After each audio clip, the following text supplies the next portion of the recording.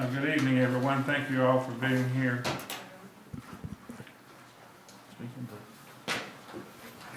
Thank you all for being here. And we have a public hearing. I believe it's the first thing for us to do tonight. Madam Clerk, Mr. Hewitt, do you want to speak to this?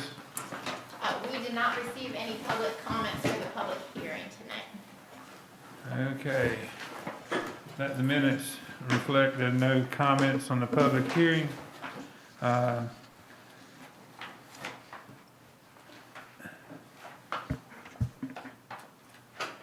Yes, sir, Mr. Hewitt. This is the height measuring point, and Mr. Evans is here if there's anything to address. Mr. Evans, do you want to make any comments? Yes, this is, the subject ordinance is 21-02, formerly ordinance 20-18. This is an ordinance amending the Holden Beach Code of Ordinances, section 157, the definition of height measuring point. The above-mentioned amendment was presented at the last meeting for consideration. The Board of Commissioners scheduled a public hearing on February 16th, which is today, prior to the next regular board meeting. The board may consider this ordinance during this meeting, but it cannot approve the ordinance until the 24-hour statutory waiting period has been satisfied. And after the public hearing, when you're having your discussion, the board should review the provided consistency statement while considering adoption of the ordinance for compliance with the state rules. The recommended action is to add ordinance 21-02 to the March Board of Commissioners regular meeting agenda for possible adoption. Mr. Hugh, got anything else to add, or Madam Clerk? No, sir. Formalities are in order. Is there a motion we close the public hearing? Motion. Is there a second? Second. Motion made, second to close the public hearing. All in favor say aye. Aye. All opposed say no. It's unanimous. We'll go now to the regular meeting. And the first thing is invitation. Let's just take a moment to reflect on the goings on of the world and how thankful we all should be. Just for a moment.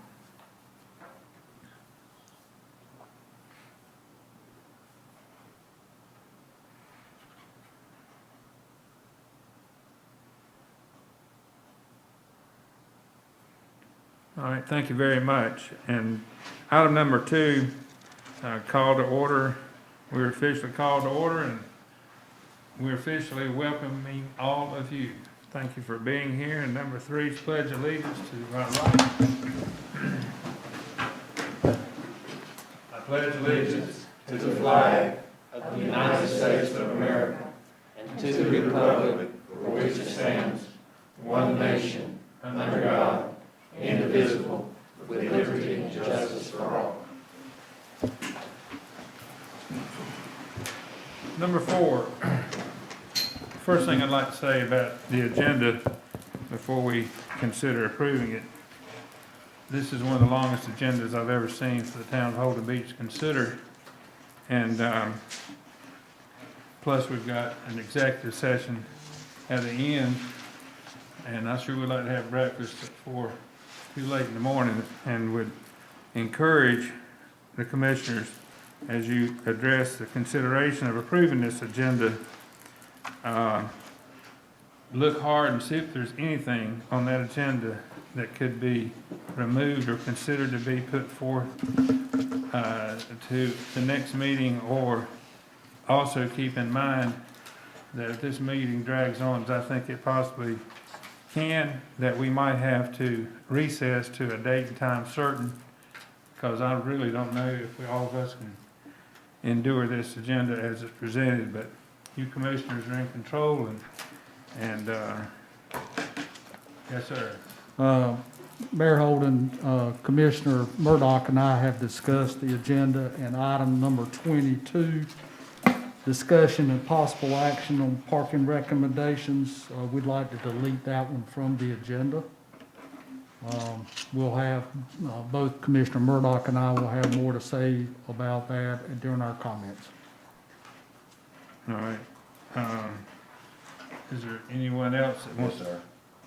On item number 8, discussion and possible action on system development fee report. If we have to do that, all well and fine, but I would like that we not take any action, that we have more public input. Okay? Better yet, I'd rather- Mr. Brown, we've got the guest speaker that's gonna present tonight, and she's gonna lay out the entire process on, there will be no action for the board to even consider tonight, other than receiving the report as an introduction to the All right. process. Very good. Okay. Any more comments? Is there a motion that we consider, no, is there a motion that we approve the agenda withdrawing number 22? I'll make that motion. All right, motion Second. made. Mr. Murdock, second. Any more discussion? Hearing none, all in favor of approving the agenda as amended, say aye. Aye. Opposed, say no. Then we have removed number 22 from the presented agenda. Number 5, minutes, January 19 minutes. Is there a motion to approve? I make a motion to approve the minutes from January 19th as presented. Is there a second? Mr. Brown seconded. All in favor, say aye. Aye. Opposed, say no. Number 6, public comments on the agenda. Madam Clerk? Well, I have over 200 comments, but most of them, besides 3 of them, were pertaining to the parking. So, all of those comments are online. If you would like, we could read the 3. If you would like, they're all online. If you want us to read the 200, whatever your pleasure. Okay, since we have, all right, number 22 you're talking about, right? Yes, sir. Since that's no longer on the agenda, it wouldn't be a comment on the agenda. I approve it. Well, we changed it so that all comments were at the beginning, agenda and other comments. Okay. What's the pleasure of the board? I got a few here. Mayor Holden, I think considering we took number 22 off the agenda, the town clerk has indicated she's going to post all 200 of those emails that were sent to her. We've got a copy of those. I think that's adequate for item number 22. The 3 other emails you referenced, are probably worth reading those because those agenda items are on the agenda. Does that meet the pleasure of the board? All right, Madam Clerk, the floor is yours. Christy is actually going to read them for me. Christie, all right. The first comment is from Elaine Jordan.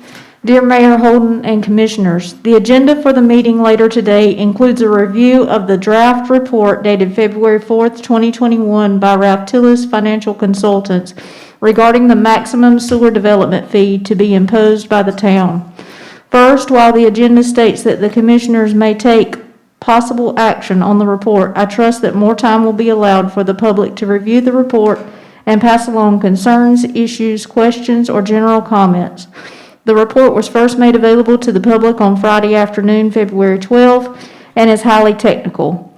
The SDF is a substantial component of building permit fees, and real estate and construction activity are a vital part of the town's economy. In short, please do not take any precipitous action until the public has been given sufficient opportunity to review and evaluate the report. In my initial review of the report over the holiday weekend, I have a few comments and questions that I think should be addressed. 1, Ralph Tillis uses one method to calculate the proposed sewer fees, the buy-in method, which is based upon an estimate of how much cost will be added to operating the existing system when a new home business is added, and a different method to calculate the proposed water fees, the combined method, which uses the same logic as the buy-in method, but also takes into account future needs or cost. In the water fee analysis, the cost of adding a second water tower is being factored in $1.75 million. While a second water tower may be approved and budgeted at some point, the Ralph Tillis analysis seems to unfairly penalize new homeowners, i.e. existing homeowners would not be sharing the expense of the water tower but would obviously receive its benefit. Considering that the water fee component of the maximum FDS fee would increase 860%, see page 13 of the report, this issue needs to be carefully reviewed and questioned. What is the appropriate allocation of the water tower cost to new construction? Should the second water tower be a factor at all in the SDF analysis? Many charts in the Raftillis report show figures relating to 1 to 4 bedroom houses. Given that the typical new construction of a house on Holden Beach is 5 bedrooms, why did the analysis use a lesser number? What would be the maximum fee for a 5-bedroom house under the Raftillis analysis? Would the analysis change? How is the 2002 Holden Beach water and sewer share fee being taken into account? In other words, some properties have already paid a fee, and under the current interim schedule, credit is given for the prior payment up to 5 bedrooms. What would be the result under Raftillis analysis? Again, these are some initial questions and comments, and I'm sure that others will have other comments that should be considered before any action is taken. Thank you. The next comment is from Tom Myers. Hi, Heather, please include the following in the packet for the next BOC meeting under public comments. Dear Commissioners, the HBPOA has heard many comments about how difficult it is to follow what goes on at Commissioner meetings. The sound quality varies greatly and is typically quite poor. Unless you know everyone's voice, you don't know who is speaking or who is even in attendance. It is extremely difficult to follow the discussions and know which commissioners are making statements. We would like to make the following recommendations to allow interested parties to be able to stay better engaged.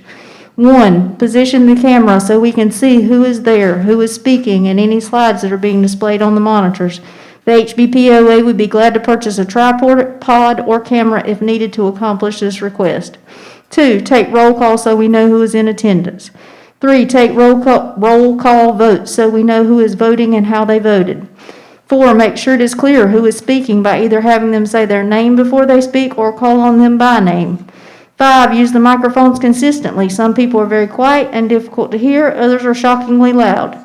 6, monitor the recordings to catch and correct problems before the next meeting. We appreciate your consideration of these recommendations. Best regard, Tom Myers, HBPOA President. Next is Tracy Thomas. Heather, can you please read my comments at the next board meeting? Commissioners, in regards to agenda item 11, report and possible action on speed limit on Ocean Boulevard, the only piece of data relevant to your decision in this matter is the conclusion of the study done by the NCDOT, page 50 in the packet, that states, based on the findings, these roads are posted appropriately for the data we collected for odd peak seasonal traffic, which means the 45 mile per hour is the safe and correct speed for the off-season on that part of the road. Thank you for relying on the data from the experts, NCDOT traffic engineers, to make your decision. Regards, Tracy Thomas. That's it? Is that all? The other are the 200 parking. All right. Thank you very much. Madam Clerk, you have anything else in regards to? No, sir. All right, let's go to number 7, Bike Lane. Mr. Hewitt, you've got 2 guests that are Yes, sir. Well, speaking here. of DOT, we have Caitlin Marks and Chad Kimes from the North Carolina Department of Transportation that are going to speak to y'all tonight about the Ocean Boulevard paving status and also the potential for a bike lane.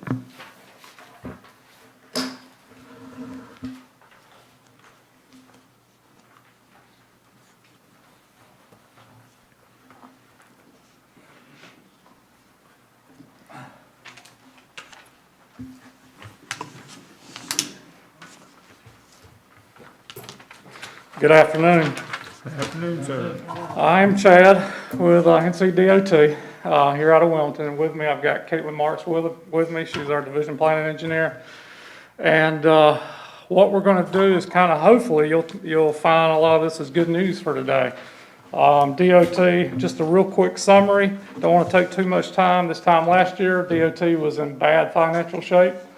As of today, we're over $1 billion, so things are looking good. And one of those positives on us coming back is our resurfacing program. So what you'll see here is set in stone right now, and we'll just go through what we're planning on paving here coming up in the next year. So if you look on the map right here, and what I'm going to do is start going down 130 from Charlotte and heading this direction to the island.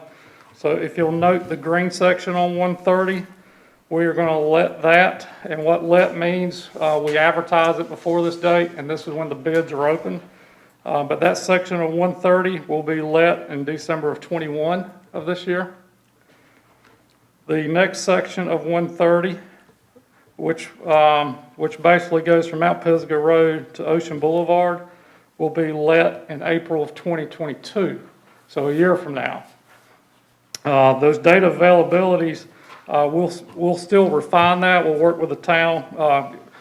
We're not going to be out here paving in the summertime, but we'll work with the town and the county on when best to pave that. But these are the dates that are available. It's on your map here. Now, one little side note, one of the roads that I have been trying to figure out how to do, that is Cedar Landing Road that goes out to Provision Company. That last section that's unpaved that's on our system, we're going to make sure that thing gets graded and paved in the next year. That will start this summer. So that's some good news there. Coming on to the island. This is the main topic of the night. So all of Ocean Boulevard is scheduled on our resurfacing program for this coming December, which means it will be available in the spring of next year. But it lets this year in December. So that's the entire limits. What's the mileage on that? About 6 miles. So it's about 6 miles, and which is good news. You know, one of the policies I implemented when I got this position is what we want to do is come here one time, and when we leave, it's done. And, you know, we don't want to do sections any longer. Moving on real quick, if you know, to discuss bike lanes. So some of your neighboring towns have, you know, this has been implemented, and we've got one getting ready to start in Ocean Isle Beach. So one thing that we look at, if you request bike lanes, DOT doesn't pay to widen for bike lanes. So we look for the community to pay for that.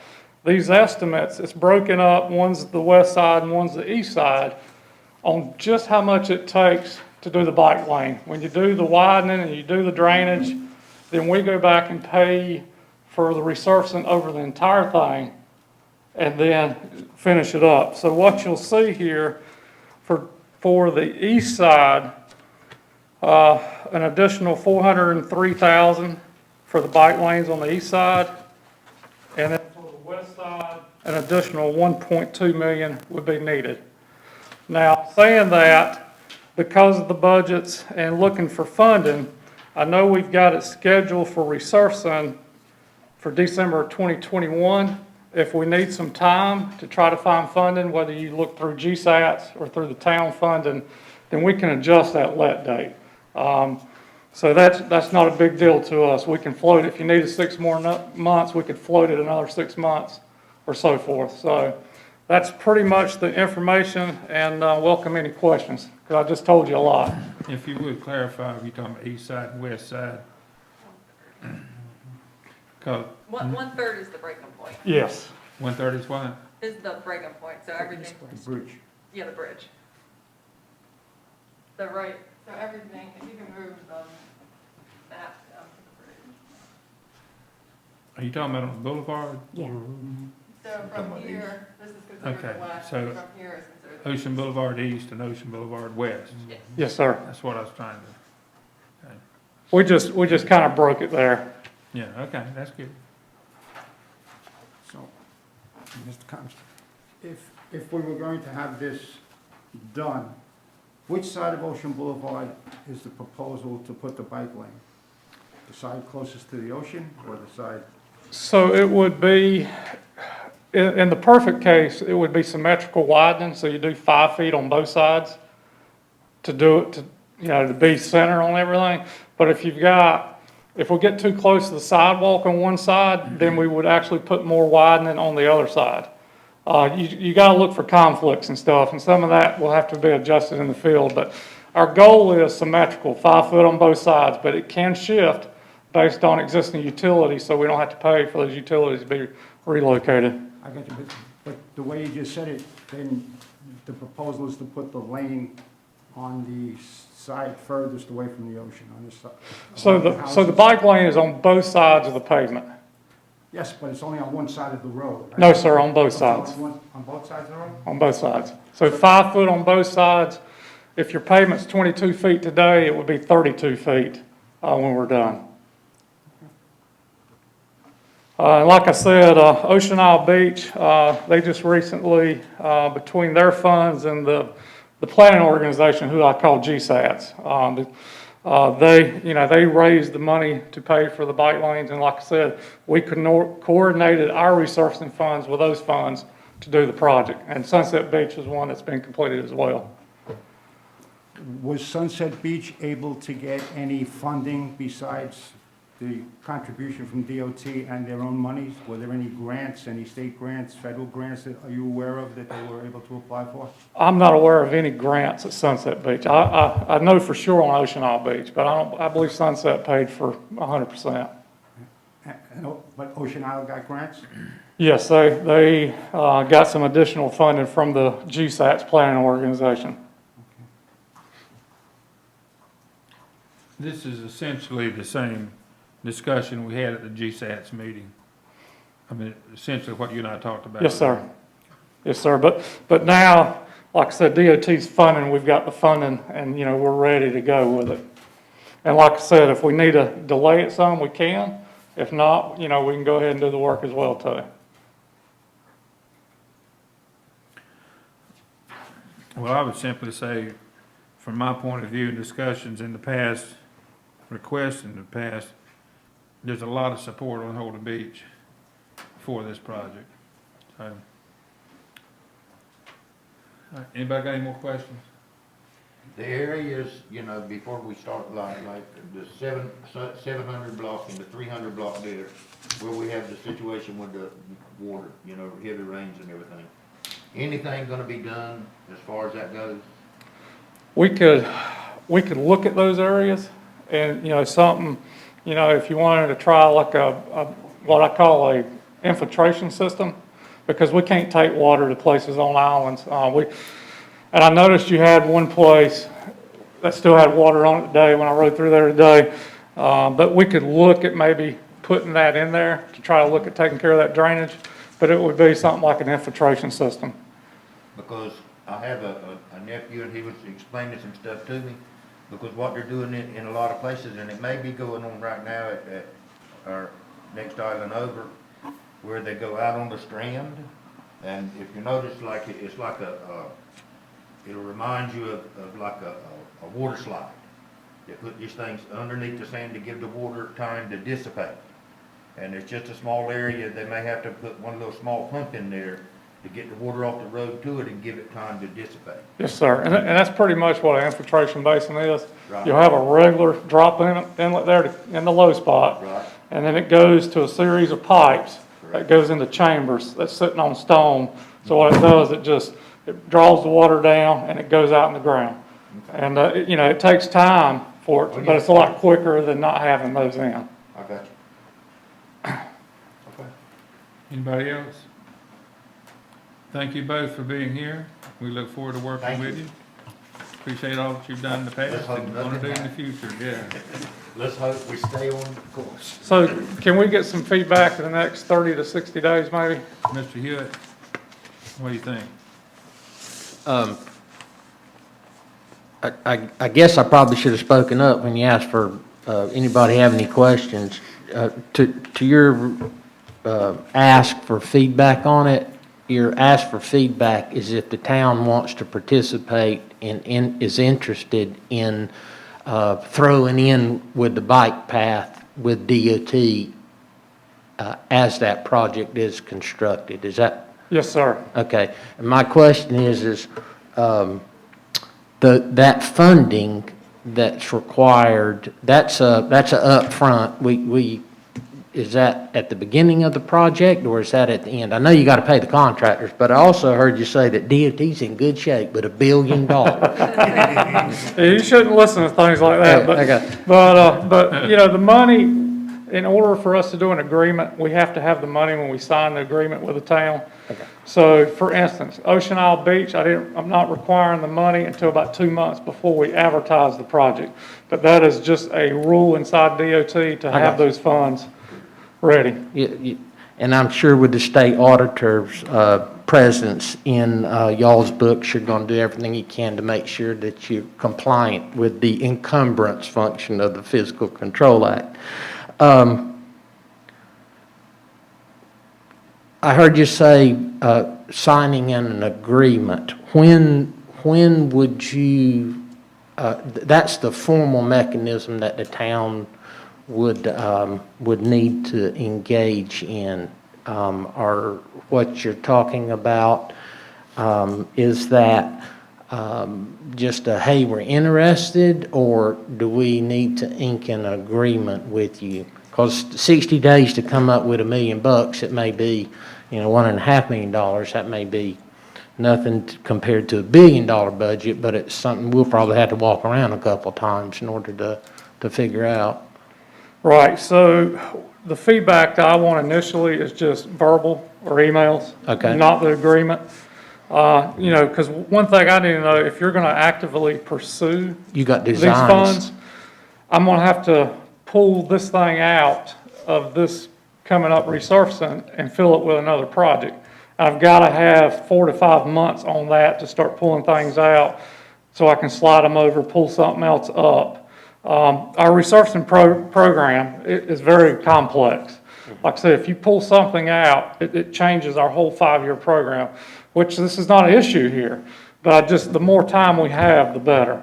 So what you're really telling me that is the town opts to go in on a bike path, that we're gonna delay the project a year? You could, or you may not. If you come up with those funds, we leave it in there, and then we go ahead and put the bike lanes in there. I just have to have enough of time to actually, get some better eyes out here, do a little bit of surveying, and make sure, utilities are out of the way. So, the more time we have, the better for us. Okay, we probably need to follow up after this meeting sometime, and probably also need to come back to the board Yeah, and with some more discussion on it. I'll make it clear, we're not going to change the schedules on here until us are all in agreement. It stays on this path. Okay. All right, anything else from anyone? Thank you very much again for being Thank you. here. Thank you, Kate. Appreciate it. Thank you, Chad. Mr. Hewitt, number 8, system development fees.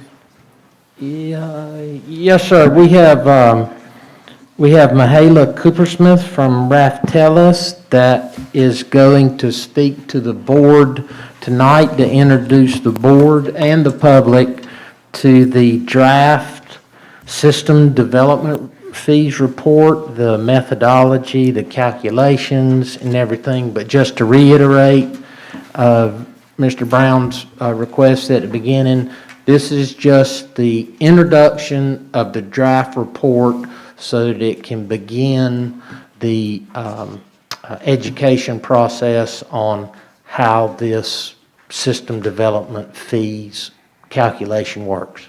Yes, sir. Good afternoon, everyone.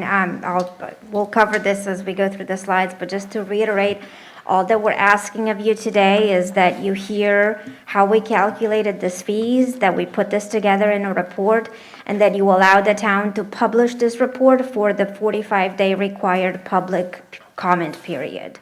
At the end of the 45 days, the town and us will review any public comments, take them into consideration, have any kind of revisions made that we need to make, and at that point, fees will be presented to you for adoption following the 45-day public comment period. So all we're asking today is that you hear how we calculated the fees and you give us permission to to continue the process, which is to publish the report on the website for public comment. So I've got a quick agenda. I'm just gonna cover what the system development fees are, why we're doing this study, what the process is to adopt the fees, and that's really what we just covered, but we'll go through it in a little bit more detail again. And then I'll take you through how we calculated the fees, and that comment was very helpful in pointing a lot of the things out, but we will cover all that, and I'll explain what she was talking about. And then at the end, I'll take questions. So what are system development fees? They're one-time charges assessed on new development as a way for facilities to pay for the growth, or to recoup costs in your existing facilities that you built to accommodate growth coming up. Why are we doing this study? Well, back in 2017, there was what is now known as House Bill 436 passed in North Carolina, which is an act to provide for a uniform way for all of the water and sewer utility systems to pass system development fees. This act was passed and signed into law in July 2017, and it required all utilities in North Carolina to have a study done and new fees adopted by July 1st, 2018.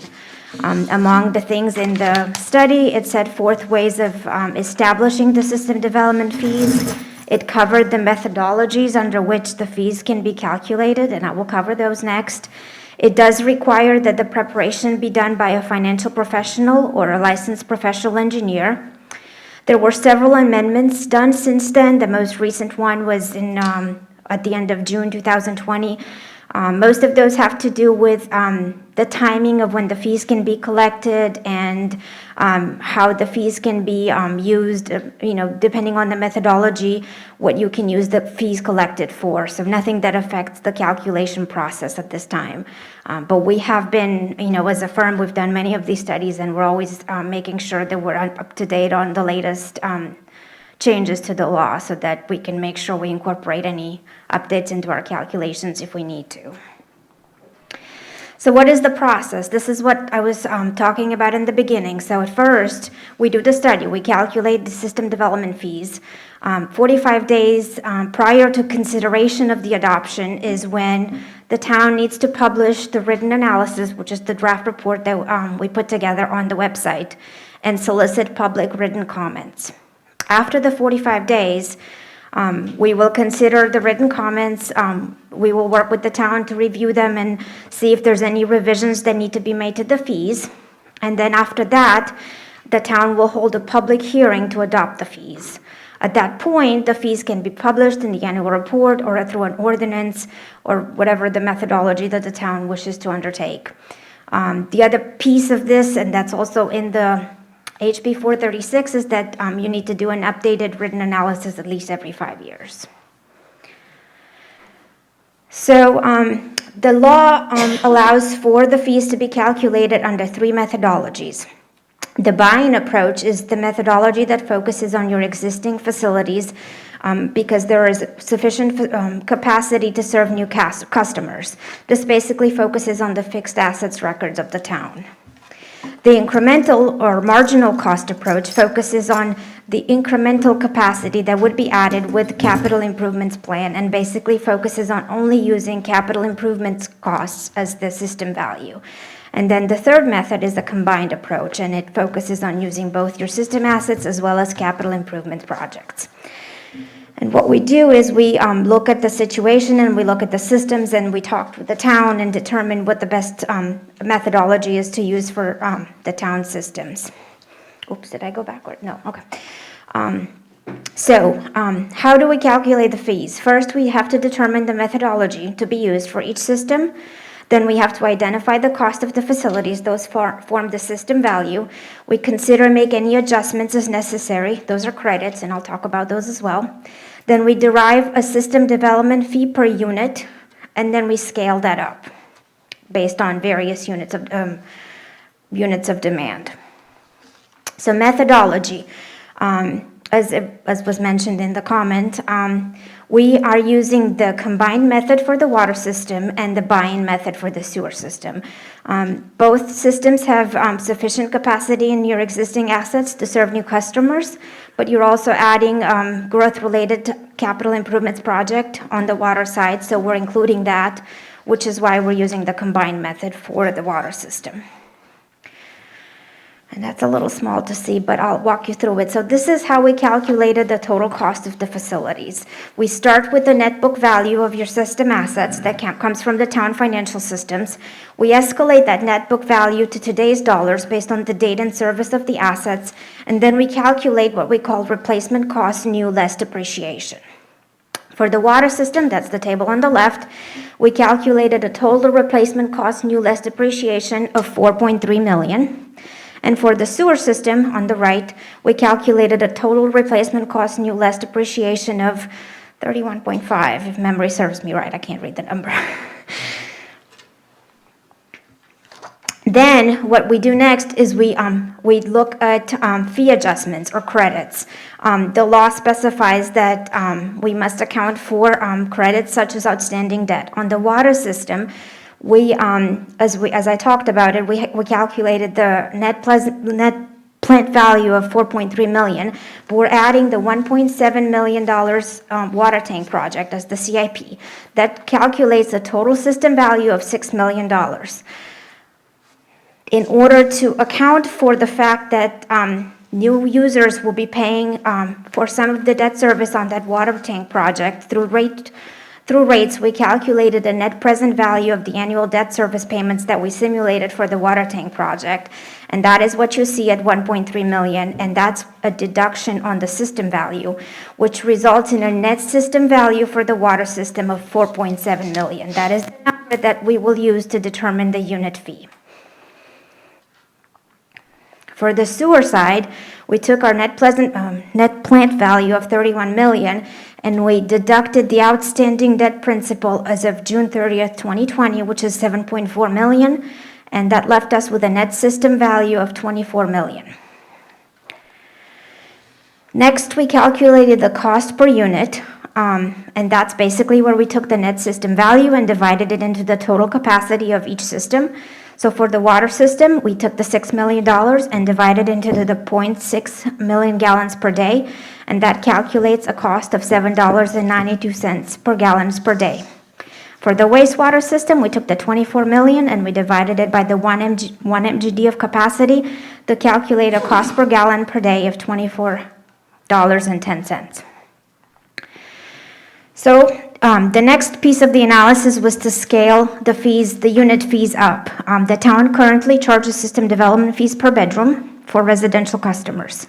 As you all know, you send your water for treatment to Brunswick County, and then you own 1 MGD of capacity in the Brunswick County sewer treatment plant. So as such, we took the Brunswick County equivalent residential unit calculations and applied the same ones to the town in order to scale up the fees. Here is where you can see the equivalent residential unit calculations for water. The North Carolina state standards passed 120 gallons per bedroom per day standard. However, Brunswick County was able to receive flow reduction from the Department of DEQ, Department of Environmental Quality. Lots of acronyms. So they are using a 70 gallons per bedroom per day equivalent residential unit, and we are using the same to calculate your fees. Because that is an average day, what we need to do is we need to apply a peaking factor to that, and that is the 1.73 peaking factor that the plant, the Brunswick County experiences at their water treatment plant, which calculates 121 gallons per bedroom equivalent residential unit. Those get scaled up based on the number of bedrooms. We did stop at 4 bedrooms, but we can certainly add the 5th. It would just scale up the exact same way. For the sewer system, we had the same approach with the 70 gallons per bedroom per day. Instead of a peaking factor, we used an I&I factor in flow and infiltration. Again, we used the Brunswick County treatment plant of 33%, which calculates an adjusted ERU for the sewer system of 93 gallons per bedroom per day.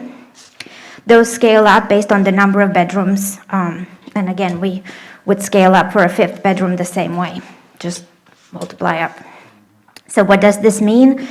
The resulting system development fee per bedroom, it calculates For the water system, we take the $7.92 per gallons per day and multiply it by the 121 gallons, and it calculates to a fee of $960. For the wastewater system, we take the $24.10 and we multiply them with the 93 gallons, and we calculate a fee of $2,240 per bedroom. And so you can see here where we're showing the water, sewer, and combined fees for the first 4 bedrooms. And for the 1 bedroom, we would have 960 plus 2,240 for a total of $2,800, and that would scale up to $11,200 for 4 bedrooms. And I can't do math in my head that fast, so I cannot tell you what would be for 5th bedroom, but we can certainly add that.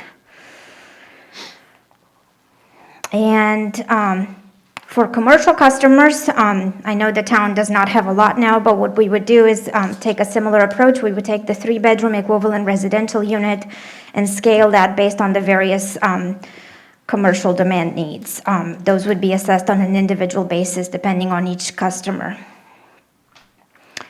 That's what we had, so now I'll be happy to take any of your questions. I know it was a lot. Anybody have any questions? If not, I have one. and Yes, sir. I'm trying to figure out how to ask this.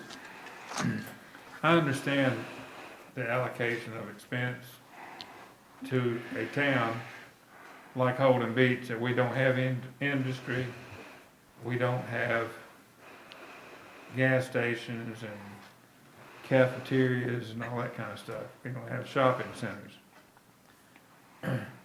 Whenever I see these calculations, it makes me wonder how, on the big scale of things, the county allocates these expenses to the town that doesn't have the items I just mentioned, versus inland, the towns like Leland and Southport and Charlotte.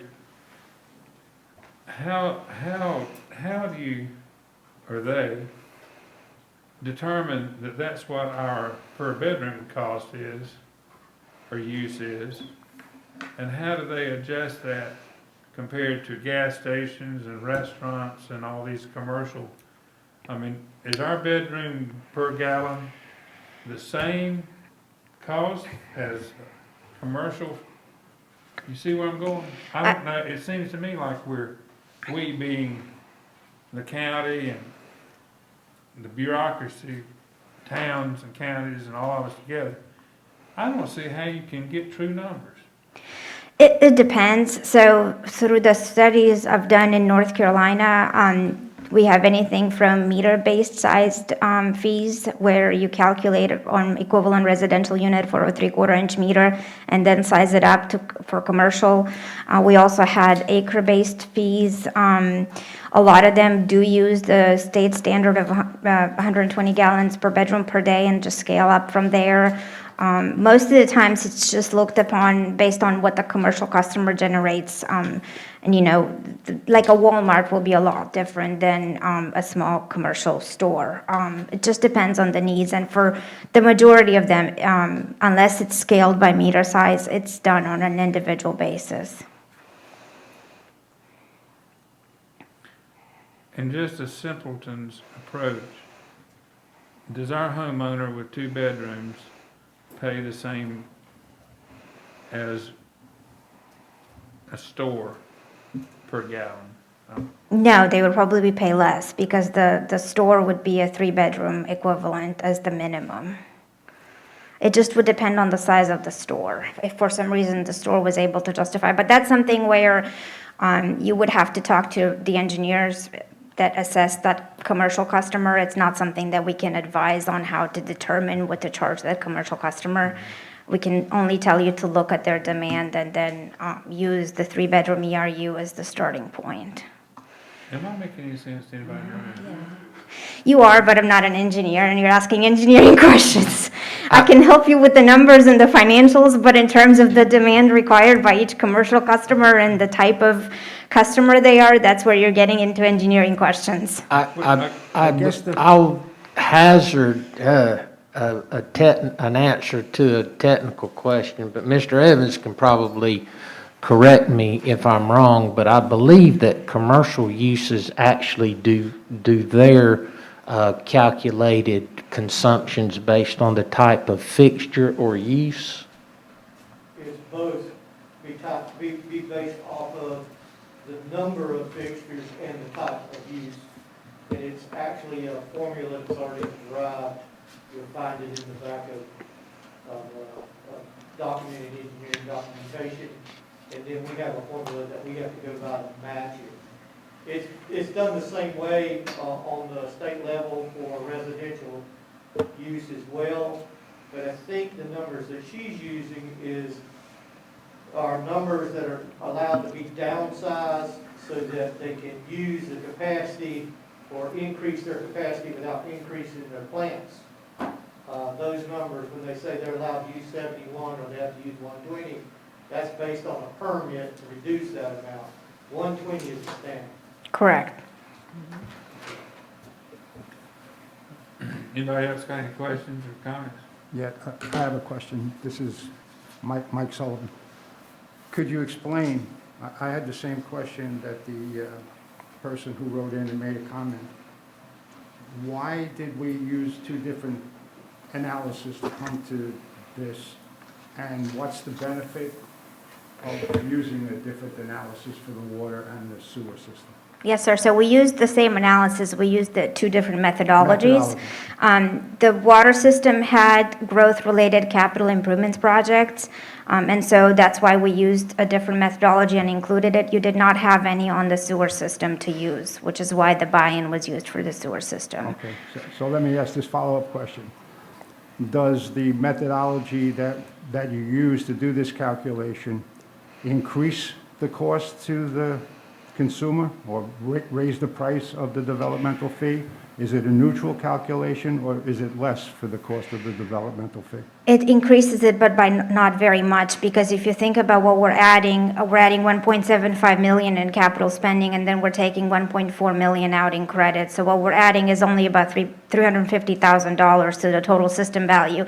So I think it went from 792 to 806 when we did the math, but I would have to verify that number to give you specifically. So it did not change a lot. Or 7, not even above 8. I'll verify and I'll send you the number. Okay, if you could tell me Yep. what the cost would be both ways. I'd Yes, we appreciate can that. definitely provide that. We're set up to calculate under under all methodologies.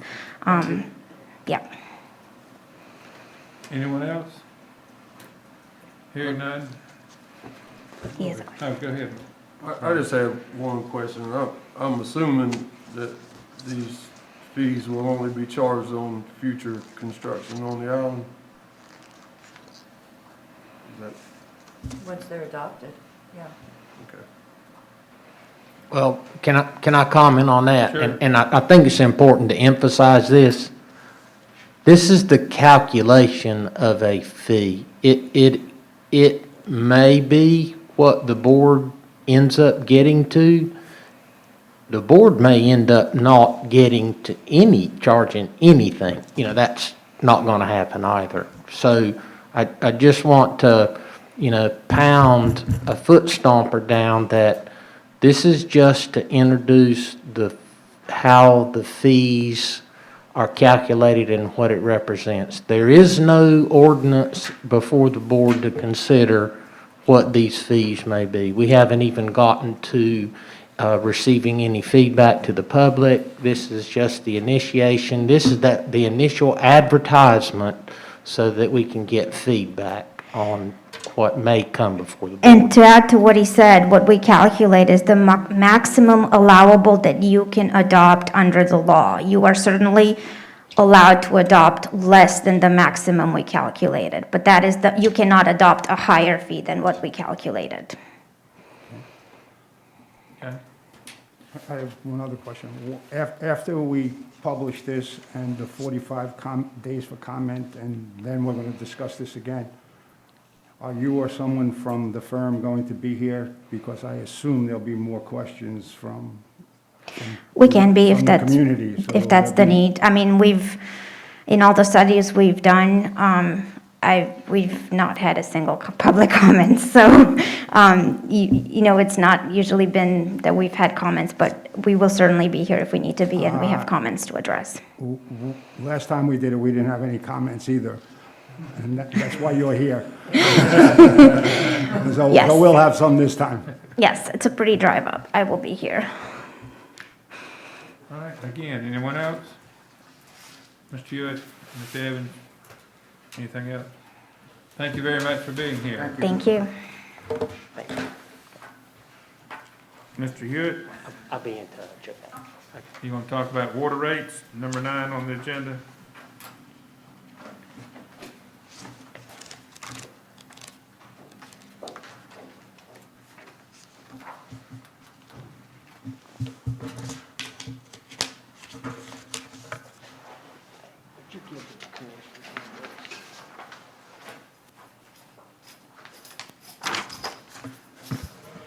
Yes, sir. Just wanted to bring it to the board's attention that we have been advised by the county manager that the county is considering the increase of its wholesale water rate to the towns, in essence, in an amount that's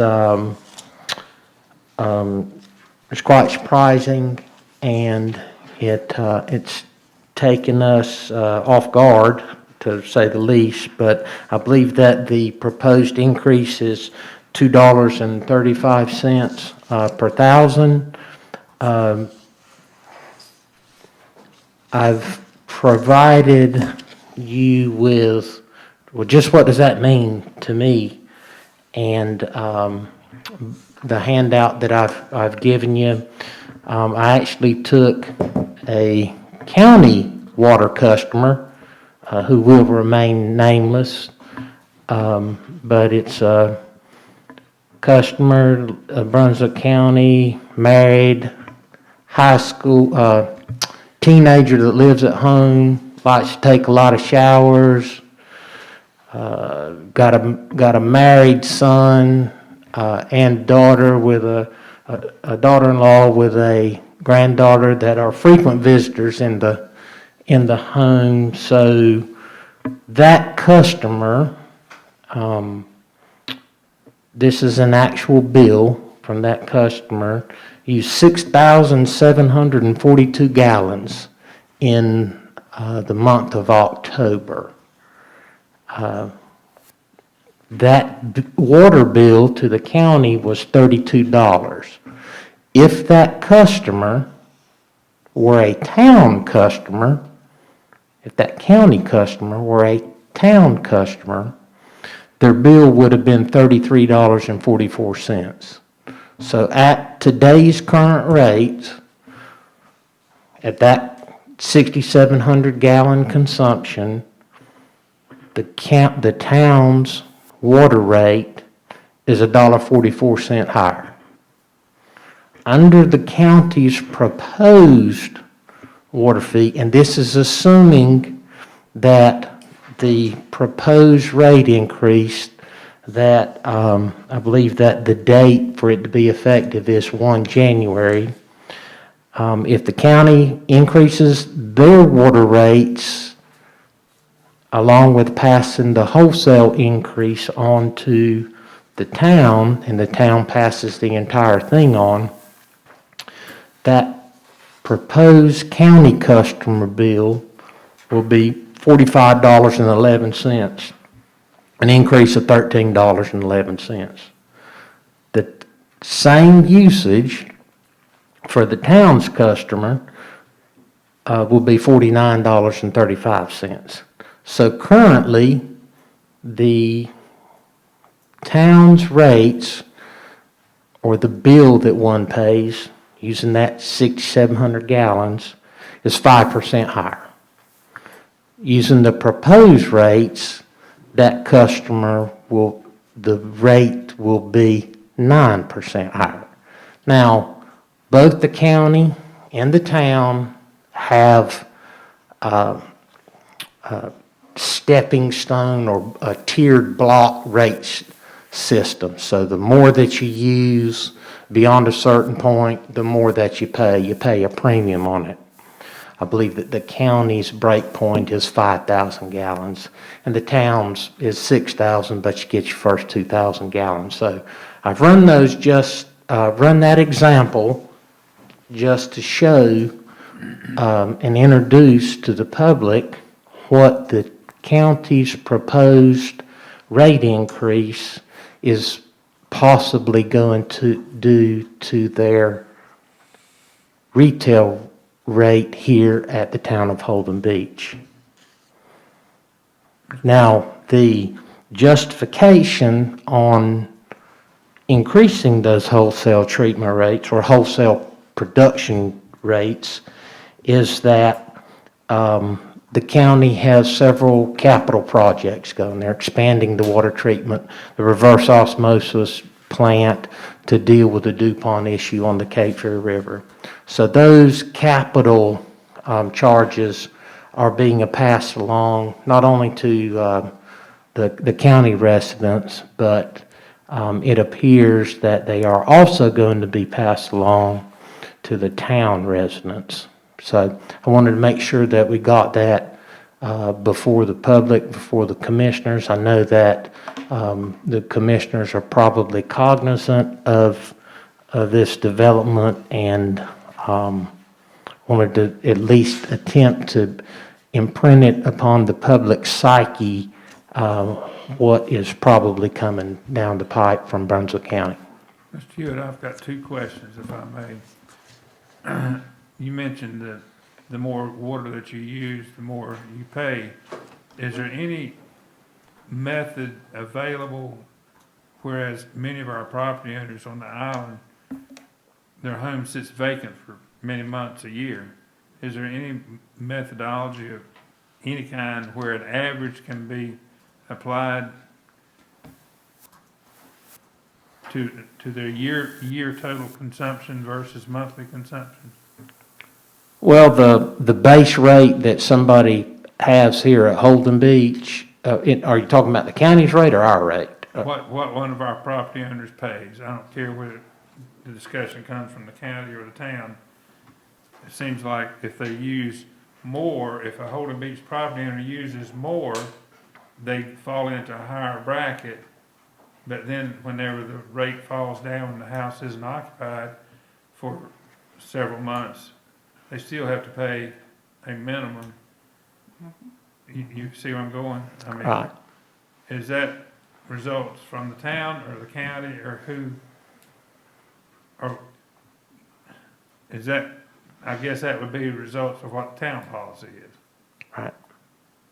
Well, the town sets the rates for its residential customers and irrigation. I didn't speak to irrigation, because the irrigation meters is metered separately from residential consumption, and that's the premium water.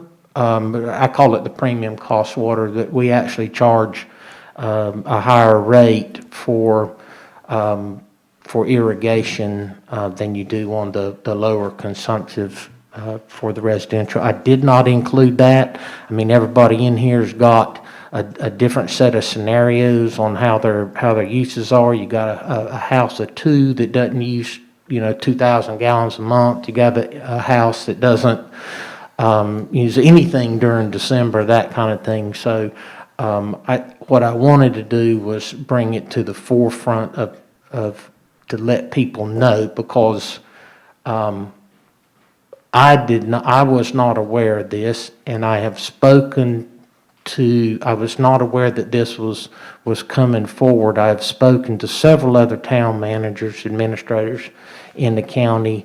They have been taken off guard by it. So we did not see this coming, and I wanted to hopefully not only make the public aware of it, but also rental property managers, that kind of thing. One of the fears that I have is if an irate Holden Beach property owner comes to me and says, I heard the discussion in the town meeting, and I, as a property owner on Holden Beach, am paying more per gallon for my water than a homeowner on the mainland, and I'm also paying through the town's taxes and charges I'm paying to support the infrastructure for getting that water to my house and the water tanks and everything. So why is my property on the island paying more than the guy in the county?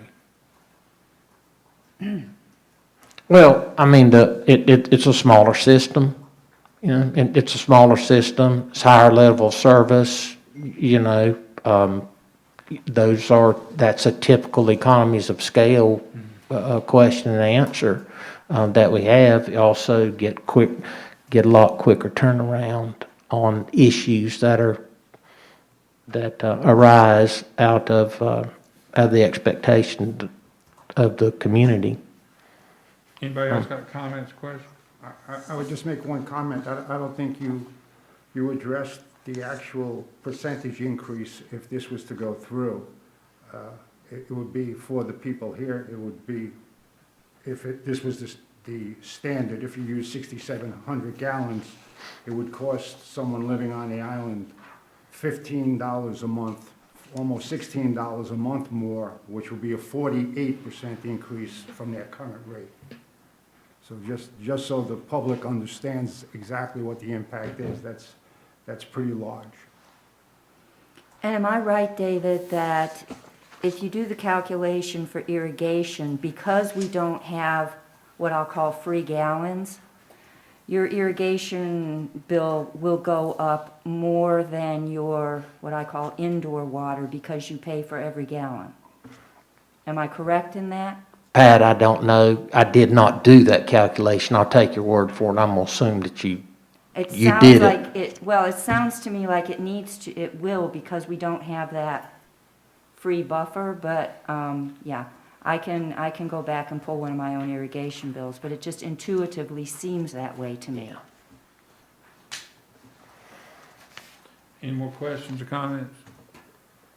One more thing, David, if I remember right, you at one point had an estimate that, and I don't know if this is a correct estimate still, because you just sort of threw out that it was, you estimated about $350,000 of increase that would have, because of the wholesale cost going up 82%. So you estimated $350,000 increased in water costs for the island. Was that still a fairly accurate estimate on your part? It's been a while since I provided that to you. I'd have to look at it again to reconfirm. Yes, I have looked at that and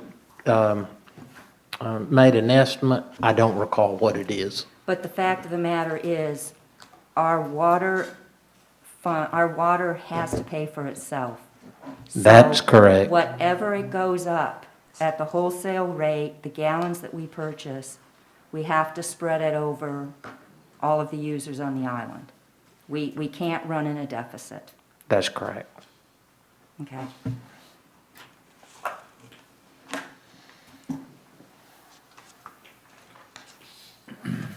Mr. Clemens, do you have anything that you want to, No, I think that pretty well covers it. anyone else? I believe the agenda says possible action. What's the pleasure of the board? I had asked this to be put in, just to bring it to everybody's attention to see if there were any specific takeaways or direction from the board to me, or any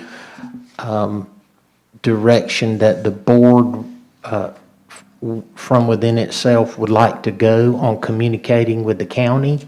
Is there anything that we would like to tell them? I know informally, there are discussions going on, and I've been communicating with the chief engineer, the utilities director, with other managers, but I wanted to make sure that we didn't miss an opportunity to articulate the town's position on this, should you desire to do so. So you're not asking for a vote tonight on this? No. Okay, all right, just wanted to clarify. Anything else? Not, we're going. But what I am asking for is if there's something that the Board of Commissioners desires to put forth as its position regarding this increase, if there's an action that you want me to take, other than communicating informally, now's the time to tell me, or for the board to, take it upon itself to communicate with the county. I know that every municipality has their own water system costs, and that makes it difficult to actually say, are the municipalities that pay wholesale on the whole paying more per glass of water than a county resident? But are the municipalities who pay wholesale, which include Ocean Isle and Oak Island, Bald's Head Island, Charlotte, I think Bolivia, there's a group of them. Has there been a sit-down together and a sort of a comparison that is everybody feeling somewhat disadvantaged that the group of municipalities can approach the county for discussion together? Based on my discussions with other managers, the like, that is the sentiment. That they're not warm to this. They question the validity of it. I don't know if that's going to get us very far with it. The timing of it, everything that we've discussed, there appears to be an answer for.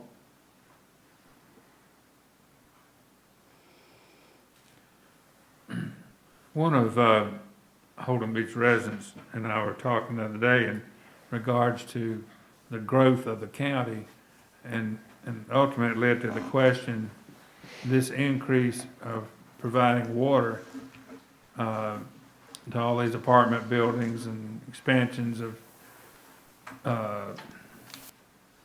many things in Brunswick County, which requires the county to deliver more water.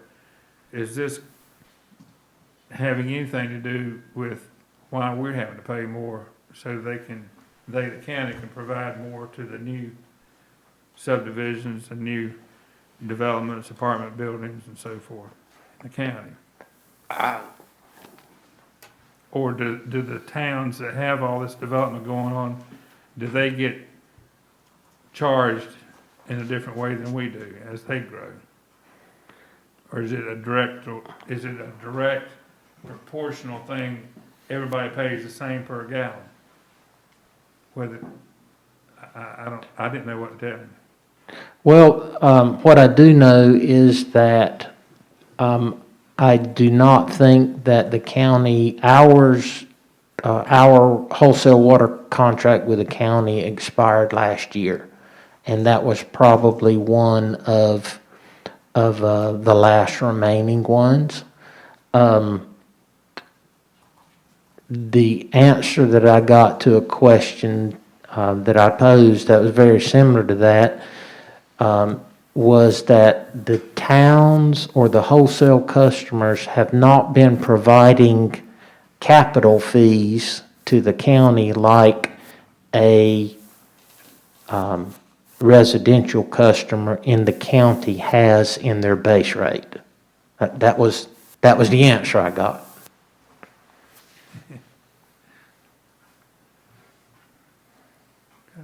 So all those years that the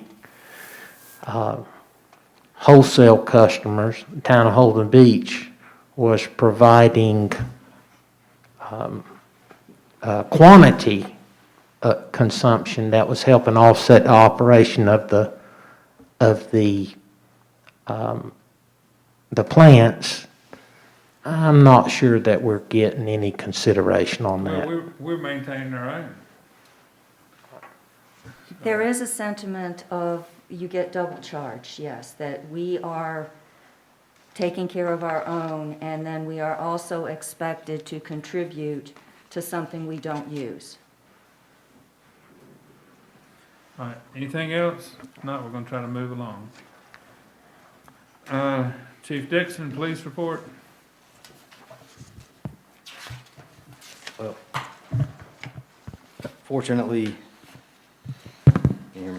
I don't have a lot to discuss for the January police report. Our call volume is pretty consistent right now with typical January numbers. We swore in our newest police officer last month, and he's progressing very well through our field training program. We have one more vacancy that we're working on filling, and we're doing some very tedious backgrounds on a few potential candidates. So hopefully we'll have something on that soon. That's all I have for the police report on January. If you have any questions, I'll be glad to try to answer them if I can. Any questions of the chief? Thank you, chief. We're on number 11, Chief Dixon, speed limit on the boulevard. All right. So I know this looks lengthy, but it won't take us long to go through it. I apologize for the redundant material in here. I was actually hoping to get all of the speed discussions and everything that we've had, all the materials in one packet, so it was all here in front of us. If nothing else, it'll make it easier for us to review it in the future if we need it. If I may, I'll just briefly run through it. Everybody's seen it before, so if you'd rather, we can just jump straight to the meat and potatoes at the end. If you want to go straight to skip the appetizer and go to the food, all right. So we'll skip those first two sections and go right here to section 3 with the DOT report. And it starts off with a copy of North Carolina General Statute, and that regulates speeds in North Carolina. The synopsis is that speed limits within municipal corporate limits cannot exceed 35 miles an hour unless a higher maximum speed is determined reasonable and safe upon the basis of an engineering and traffic investigation.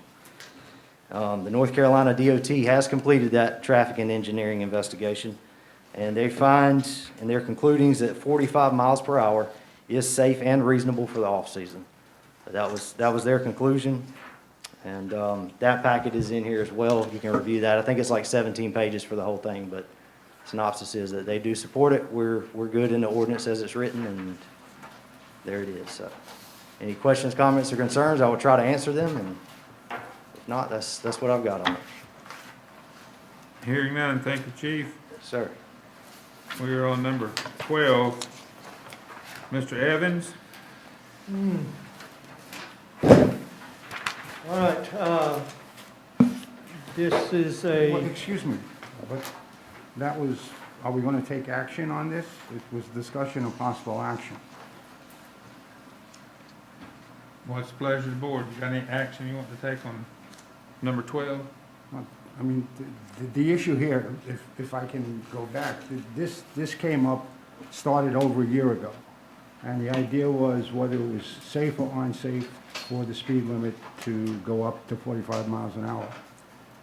that's, About 6 months ago, we determined that there was no engineer's report. We're gone grandfathered in and left the speed limit at 45 miles an hour.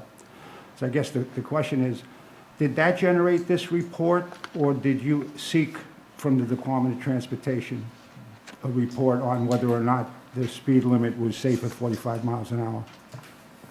So if I'm not mistaken, I think the original, how it all originally started a year ago was actually with crosswalks.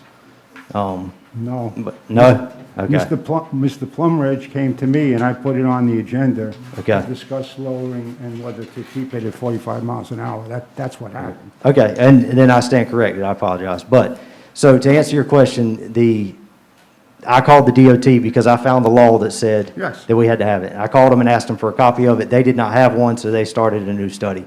So this new study is current as of, Okay. and they said in the meantime, we could leave it as written until they came back with their findings, and then their findings supported the ordinance the way it's written now, that during the off-season, it is supported for 45 miles per Okay. hour. So really, the issue here is, do we want to continue with what we're doing, raising it to 45 miles an hour, or do we want to keep it at 35 miles an hour year-round?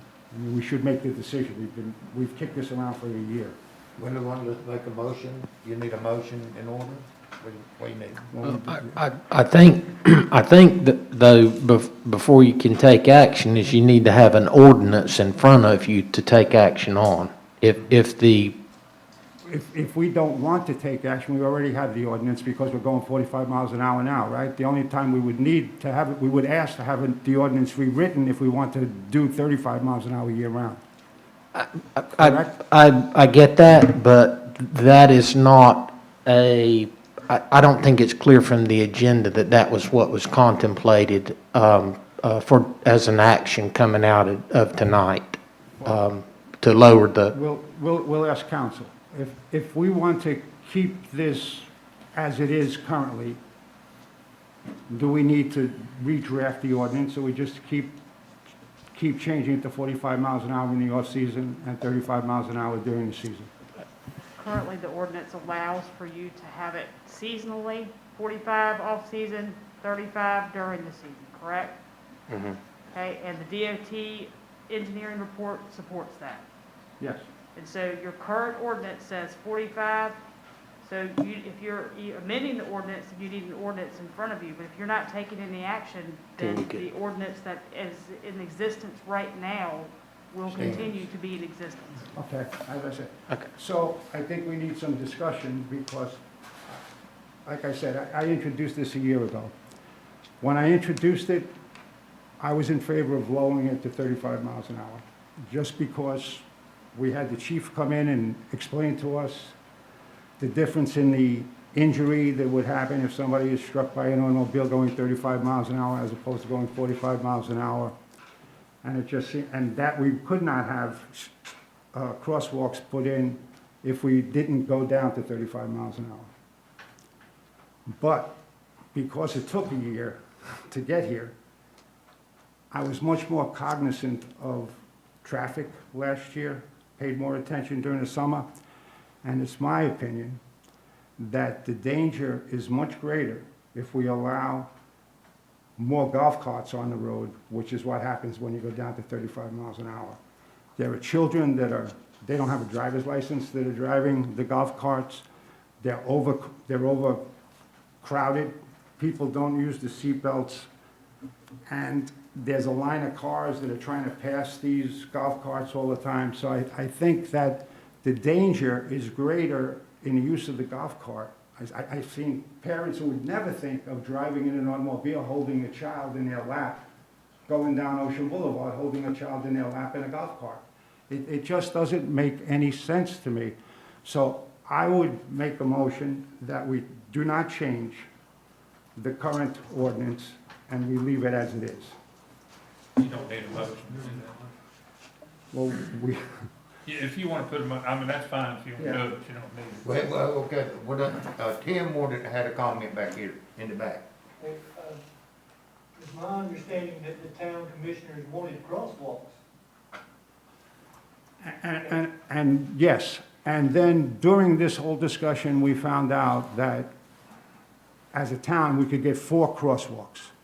That's right. And that the other thing that would be the crosswalks, when we got 4 of them, I'm thinking we have to use one at least at Jordan Boulevard. But there are 4, they've already been designated, they've already been approved by the DOT. Okay, And part of their approval is the 35 miles, you won't be able to go more I than got you. 35 miles an hour. I understand that and my position, and that's why I think I want to make the motion, have everybody on the record for where they stand on this particular issue. That the fact of the matter is that the 4 crosswalks, the speed limit is lower to 35 miles an hour during the season when there would be more traffic in the West End. And that the 4 crosswalks, again, coupled with the increased use of golf carts, it doesn't correlate to being safer. I think that we're safer without the crosswalks and without the golf carts than we are with both of them. So again, I want to be on the record that I'm in favor of keeping the speed limit as it is now. 45 miles an hour in the off-season, 35 miles an hour during the season. That's a motion. That's my motion. Is there a second? Second. Mr. Brown, second. Comments, discussion, question? I was under the assumption that we weren't going to have paving early, so my position was going to be, until such a time as we know we're going to get the new paving when crosswalks would come in, we could leave it for 45 and then revisit it. But we now have in front of us a plan for paving. That means we need to address this. Tim, can you tell us exactly where those 4 crosswalks are supposed to be? Just you may have said it before, but I have forgotten. There's one at Neptune, there's one in the 300 block, there's one at, I think I'm saying this right, there's one at Starfish, at 570, and then there's one in the 900 block. That's where they were located. Neptune, I mean, Yeah, I know where. one at the end of Jordan Boulevard, Neptune, which is 300, and then one at Starfish, and then one down in the 900 block. They've been approved for a while. We contacted DOT to tell them we wanted to be part of the paving project, so we didn't have to cut up stuff and put stuff back down. But if we're going to stick with 45 miles an hour, I just need to send them an email, I'm assuming. Yeah, because 2 of those actually are in the, I mean, we used to say that, well, why can't we just focus on 35 mile an hour area to begin with, but they actually have spread them over the island. We've talked before about the possibility in the future of negotiating more walkways if we end up with higher density areas, and that would still be a possibility or not? As far as crosswalks?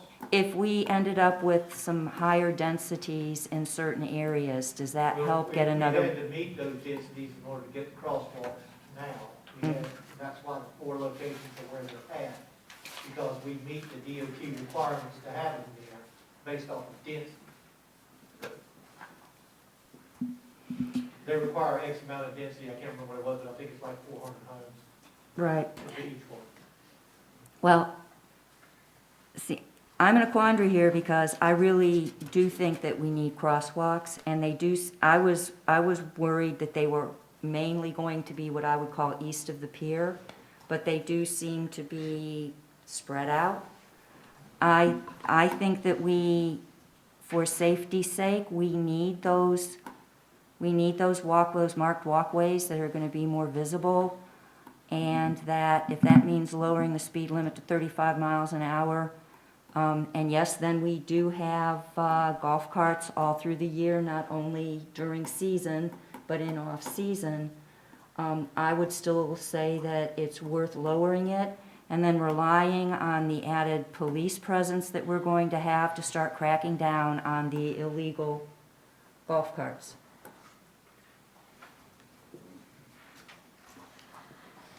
I live at West End. I know it's going to take me 2 more minutes. I'm willing to give up those 2 minutes. We've got a motion and a second on the floor.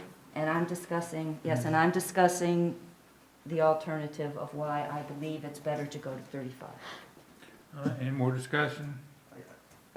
Yeah, this, Woody Tyner, I don't understand, and I don't have a problem with your motion. I don't understand the need for a motion and a vote unless we're going to change something tonight. The ordinance is what the ordinance is. If we're going to look at changing anything, there's no need to vote for it if we're not going to change it, because it is what it is. If we're going to change it, then we need to put it on the agenda for the next meeting so we can have time to get some input from the public and we can take a vote. But I just don't see, I mean, if you want to vote, fine, but I don't think we need to vote to change anything tonight, so why have a vote to keep it as it is? Well, if we want to go to parliamentary procedure, then Pat should make the motion that we change it, if that's what it's going to take to have a vote. What I'm trying to do is settle something that we've been kicking around for over a year. And so either we want to change it, or we don't want to change it. But I don't think it's appropriate to vote tonight to change it, so she needs to put it on the agenda. I was not going to push that we would change, I'm simply saying my position is, given that we have 4 proposed walkways Okay, that I do withdraw. go through the island, that I understand. I okay. withdraw my motion, and would you please put it on the agenda for next month so we can have this discussion again? I withdraw. All right, Mr. Brown withdraws his second, so we're gonna move forward on the agenda. All right? So now, Mr. Evans? This was the ordinance text amendment for 94.03, where we're applying an exception to the frontal boom policy. The Board of Commissioners held a public hearing, prior to the January regular meeting. The subject text was discussed at the last meeting, and you met the 24-hour statutory requirement where you can either approve or deny the exceptions under 94.03 to go forward. All right, what's the pleasure? I move that we adopt Town of Holden Beach Ordinance 2101, amending the Holden Beach Code of Ordinances 9403, frontal dune policy and regulations as presented. Looking for a second. Second. All right. Discussion? Hearing none, all in favor say aye. Aye. Opposed say no. Unanimous, Madam Clerk. Mr. Evans, number 13. This is a discussion on possible action on an ordinance on 21-02, only ordinance 20-18, an ordinance amending the Holden Beach Code of Ordinances 157.006, definition height measuring point. We held the public hearing earlier. Y'all can discuss it. You can take into consideration the consistency statement, but you cannot vote for a minimum of 24 hours.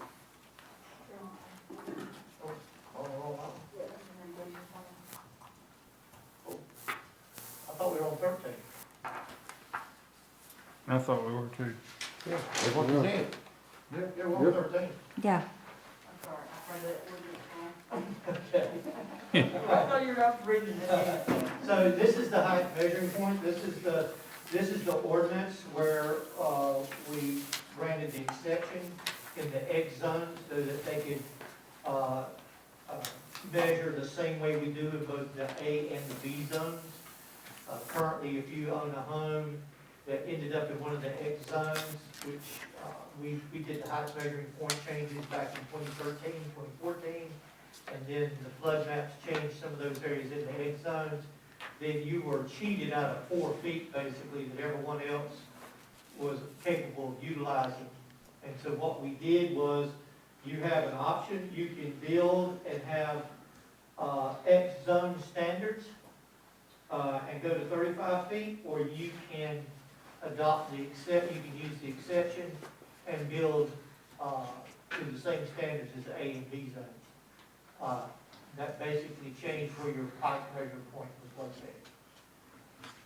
In my personal opinion, the exception was always available, but this makes it clear that the exception is available.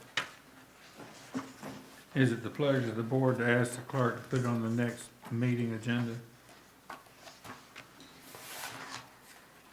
All right. All right, Madam Clerk, you could do that for us. Mr. Hewitt, is that all right with you?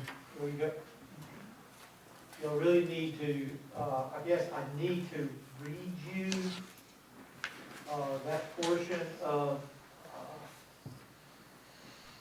let's see, where is it at?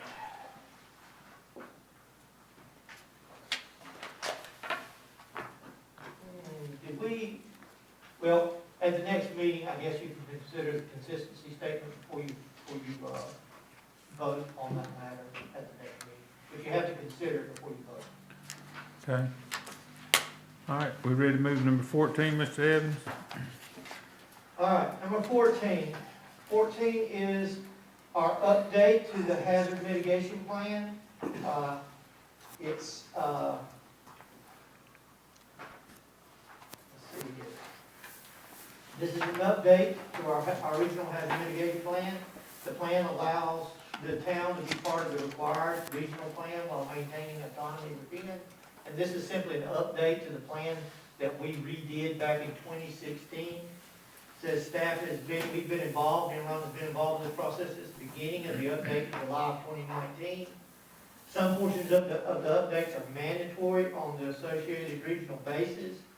The only significant changes are those associated with our commitment to stricter NFIP and the resilience improvements to the town sewer lift stations that took place between 2017 and present. FEMA requires that hazard mitigation plans be updated every 5 years to remain eligible for federal mitigation and public assistance funding. to prepare the 2021 Southeastern North Carolina Regional Hazard Mitigation Plan. ESP and Associates Incorporated was hired by North Carolina Emergency Management to provide professional mitigation planning services for the planned update. And they had a contractual scope of work, and the consulting team followed the mitigation planning process that was recommended by FEMA under their publication series 386 and local mitigation plan review guide. And recommendations provided by the North Carolina Emergency Management Mitigation Planning staff, additionally for the update and FEMA Community Rating System, CRS, and Community Wildlife Protection Plan requirements were integrated into this plan. And as presented, adoption of the updated Regional Hazard Mitigation Plan guarantees points addition to our next available CRS evaluation. So our update and some of the things we put in there are going to add some additions. We did get some notification stuff in there we didn't have before, and because we did an extra round of advertising, we automatically gained 15 points. This is a resolution to adopt it. Once we adopt it, we'll send it off. The state has already approved it. The state is in the midst of approving it right now. But North Carolina has already put their check mark on it, and it should be good to go. But I'll say this again, our consultants have said, and through other publications, we have met our public notice requirements, met all the public notice requirements, and the town can adopt it by resolution tonight. If you so wish, I'll read the resolution for your adoption. Is it pleasure of the board that I read the resolution? May I have I have a couple questions first. Sure. Minor things, Tim, but I was reading the Appendix E specifically for Holden Beach. And on page E62 into 63, where it talks about monitoring the status of backup generators, communications vehicles, etc., in two places it states no new generators were acquired during the implementation period. And the plan was completed before we bought the last generator. Okay. So this thing gets updated on a yearly basis, if you read a little bit further in there, and we will pick up this one, and we will pick up the new lift station that just got completed as well. I wasn't sure, I wondered if that was the case. Yes. And the other one is on page 66. Strategy 612, and it refers back to a previous developing a beach management plan, including things, and the town having appointed things. We did have a new board that did put together a beach management plan, and I wondered if that had been considered when this statement was made. I don't think we got it in there, but like I said, we'll be able to update it within a year. Or we can update it any time. Once FEMA approves it, we can send our updates in, and they'll just update it, and we just have to recognize it here at the board level. Okay, thank you. That'll be fine. What we can't do is change the boilerplate Yeah, specifications. just like land use plan, Yeah, I know. just like, yeah. Okay. You gonna read that? Yes, I'm going to read it. All right. Whereas the citizens and property within the town of Holden Beach are subject to the effects of natural hazards that pose threats to lives and cause damage to property, and whereas the town of Holden Beach desires to seek ways to mitigate the impact of identified hazard risks, and whereas the legislature of the state of North Carolina has in Part 6, Article 21 of Chapter 143, Part 3, 5, and 8 of Article 19 of Chapter 168, and Article 8 of Chapter and Article 8 of 168 of the North Carolina General Statutes, delegated to the local government units the responsibility to adopt regulations designed to promote public health, safety, and general welfare of its citizens. And whereas the legislature of North Carolina has enacted General Statute Section 166A-19.41, State of Emergency Assistance Fund, which provide that for a state of emergency declared pursuant to GS 166A-19.20A, after the deadline established by the Federal Emergency Management Agency pursuant to the Disaster Mitigation Act of 2000, PL 106-390, the eligibility entity shall have a hazard mitigation plan approved pursuant to the Stafford Act. And whereas Section 322 of the Federal Disaster Mitigation Act of 2000 states that local governments must develop a hazard mitigation plan in order to be eligible to receive future hazard mitigation grant program funds and other disaster-related assistance funding that and that said plan must be updated and adopted within a 5-year cycle. And whereas the town of Holden Beach has performed a comprehensive review and evaluation of each of the previously approved hazard mitigation plans and has updated the plan as required under regulations at 644 CFR Part 201. And according to guidance issued by the Federal Emergency Management Agency and the North Carolina Division of Emergency Management, and whereas it is the intent of the Holden Beach Board of Commissioners to fulfill this obligation in order that the town of Holden Beach will be eligible for federal and state assistance in the event that a state of disaster is declared or a hazard event affecting the town. Now therefore be it resolved that the town of Holden Beach adopts the Southeastern North Carolina Regional Hazard Mitigation Plan, agrees to take such other official actions as may be reasonable and necessary to carry out the proposed action of the plan. 3, appoints the town emergency management to ensure that the hazard mitigation plan is reviewed annually and every 5 years as specified in the plan to ensure that the plan is in compliance with all state and federal regulations and that any needed revisions or amendments to the plan are developed and presented to the town of Holden Beach Board of Commissioners for consideration. And 4, agrees to take such other official actions as may be reasonably necessary to carry out the objectives of the hazard mitigation plan. Adopted this 16th day of February 2021. So this is the pleasure of the board that they want to adopt the resolution.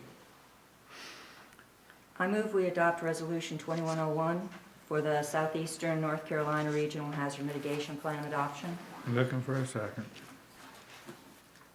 Second. Mike seconded. Any discussion? Hearing none, all in favor say aye. Aye. Opposed say no. Unanimous, Madam Clerk. Madam Clerk, if you will address number 15 on the agenda, please. The board approved the land use plan at your last meeting, but the Division of Coastal Management has just asked us to pass a resolution verifying that you have done that. So the motion, or the resolution's in your packet, and the proposed action is to approve Resolution 2102. Is there a motion? Motion. Mr. Brown made the motion. Is there a second? Second. All right, I have a motion, second, discussion. Hearing none, all in favor say aye. Aye. Opposed say no. It's unanimous.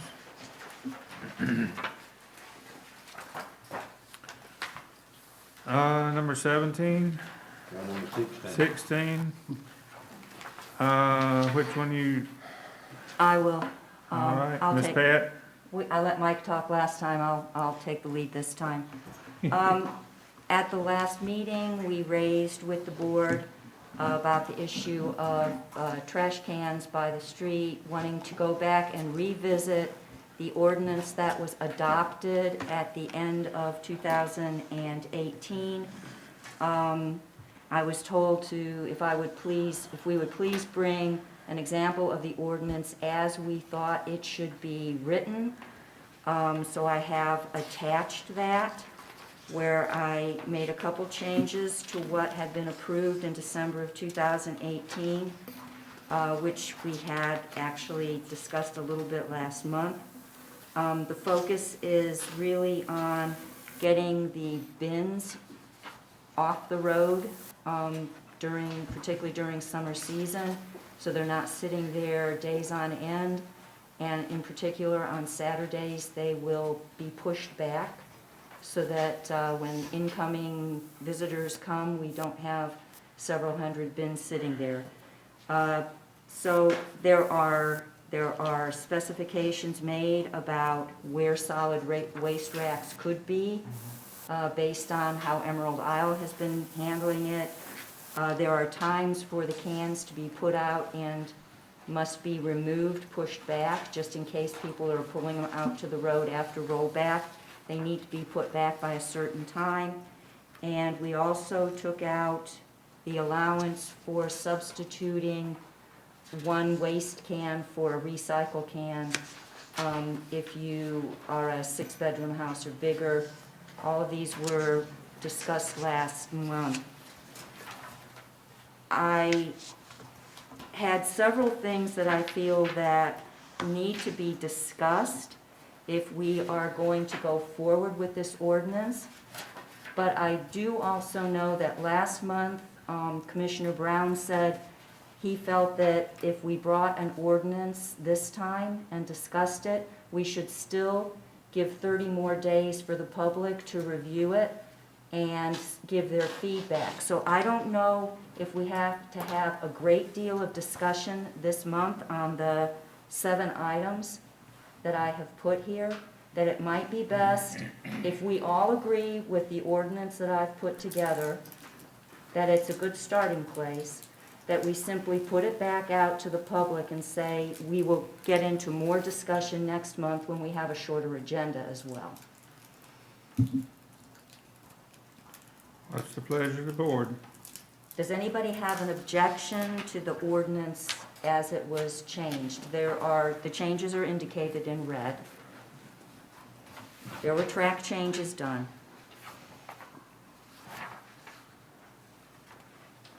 We have Mr. Evans back here.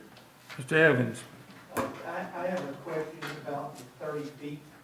Yeah, Our front setbacks are only 25. I understand, and I made the point in some of my materials that I have mirrored it on what Emerald Isle did. I use them as an example. I don't know what the magic of 30 feet was, if it's 25, so that is a negotiable. I think the point is, we don't want them sitting in the setback area or too close to the street or sidewalk, so that, you know, you're storing things really close to where people are walking by or biking by, and you've got the can problem then in terms of just impeding people, and also, frankly, biking or walking by, heating bins near the street is not a pleasant experience.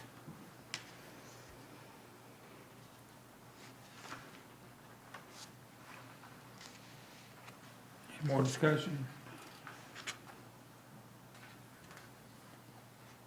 Mike, you're on this with me. Do you have any objection of putting this in the packet so that the public can comment over the No. next month, and then we'll discuss it next month? Sure, but I'll just make one, excuse me, one comment. I say we didn't, and we're not going to discuss the parking, public parking concerns. But with all of those comments that we got, the vast majority of the comments, and they were all in opposition of the parking, was the people who wrote, expressed their concerns for increased trash, public safety, and property values. And I think they should use the same analysis when they look at this ordinance, because the idea behind the ordinance isn't to make life more difficult for somebody, it's to make life better for everybody. And it's to reduce trash, to increase public safety, and to increase property values. So I would ask, I want everybody's feedback, and I appreciated everybody's feedback, and I responded to everybody who wrote to me, but I'd like them to be consistent.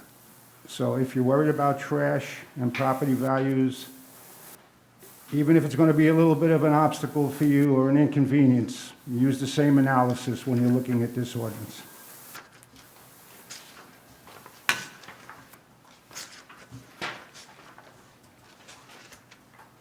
Okay, we can.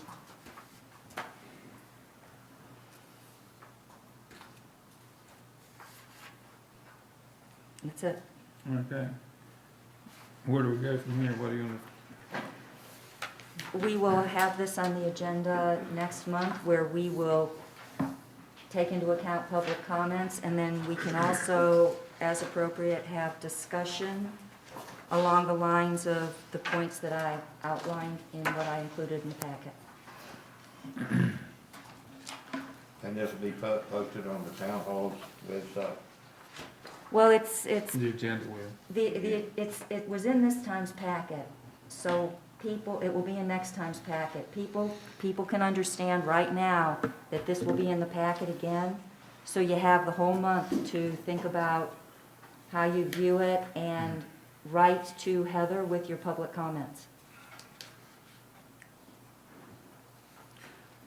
All right. Are we ready to move on? All right, number 17, Ms. Pat.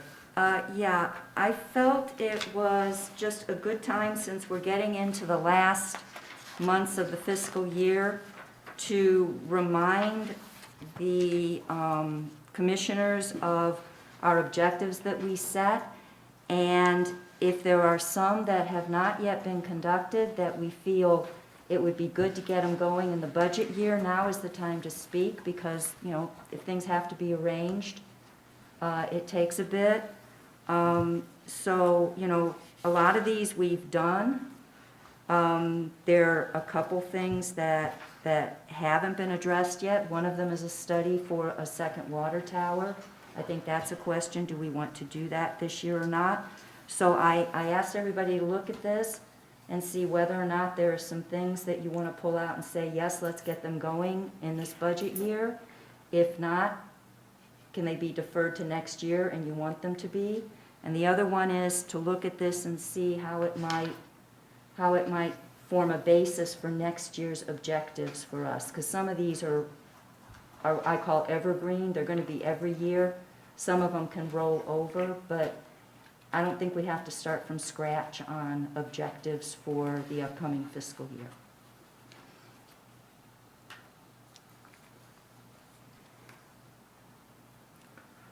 So, for example, I'm assuming that before the end of the fiscal year, we will have something in hand, something started, David, for getting bids for lift station 2, now that 3 is done?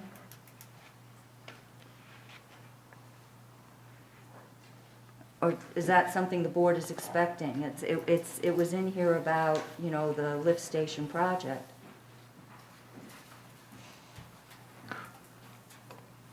We should probably talk about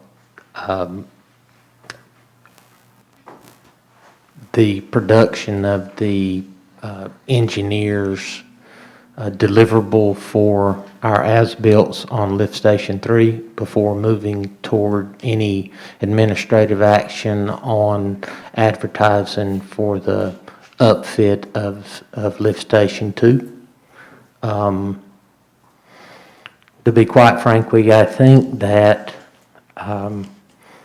this type of discussion on a line-by-line review of the objectives would better take place in a budget workshop to review those things to consider for a rollover. Oh, I was not considering rollover. I was actually things that...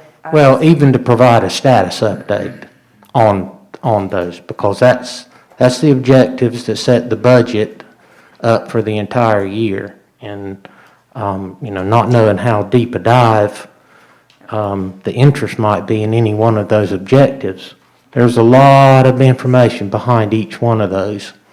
And that's my opinion. I think that item would be better suited in a budget workshop in and by itself.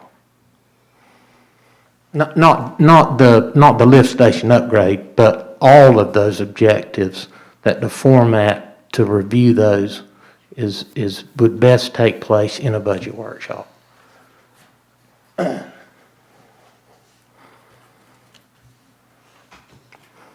But I'll answer any questions that I can on any of those objectives. I've got the staff here. It just depends on what type of deep dive and how long y'all want to spend on it. What's the board commissioner's pleasure? I was hoping there would be a couple things that the board would say, yeah, we wanted to get this going this year and it's not going yet. But if that is not the case, then I think we will need to take it to as early a budget discussion as possible so that we can get things started this year if it behooves us. Madam Clerk, you want to make a note of that? Yes, sir. That's the case, are we ready to move on? Mm-hmm. Are we ready for number 18?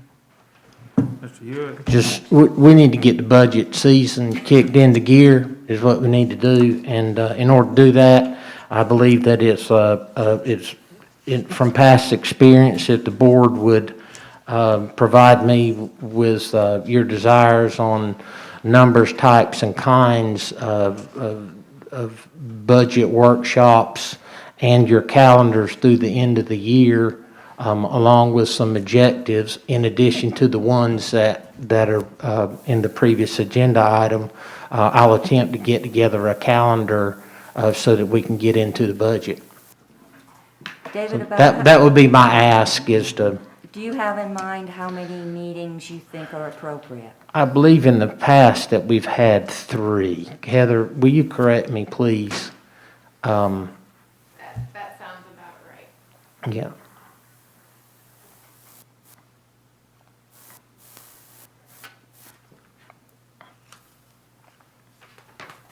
And that doesn't include the consideration of an ordinance at the end. That's just the board and staff working on stuff. So David is Woody. I'm assuming that Heather can just send us an email that says, give me your availability from now to June 30th? Yes, sir. Okay. If that works for y'all, we'll try to parse something together. I'll assume that everybody needs to be there. That's what we'll try to go is a unanimous or everybody on the board at the meeting. But David, isn't this actually 3 meetings that go up to when the budget message needs to be released? Yes, it would be. End of May? It has to be rendered by May 31st. Right, so it's Right. really our availability through the end of May for the budget meetings, and Right. then June for having the ordinance. Consideration.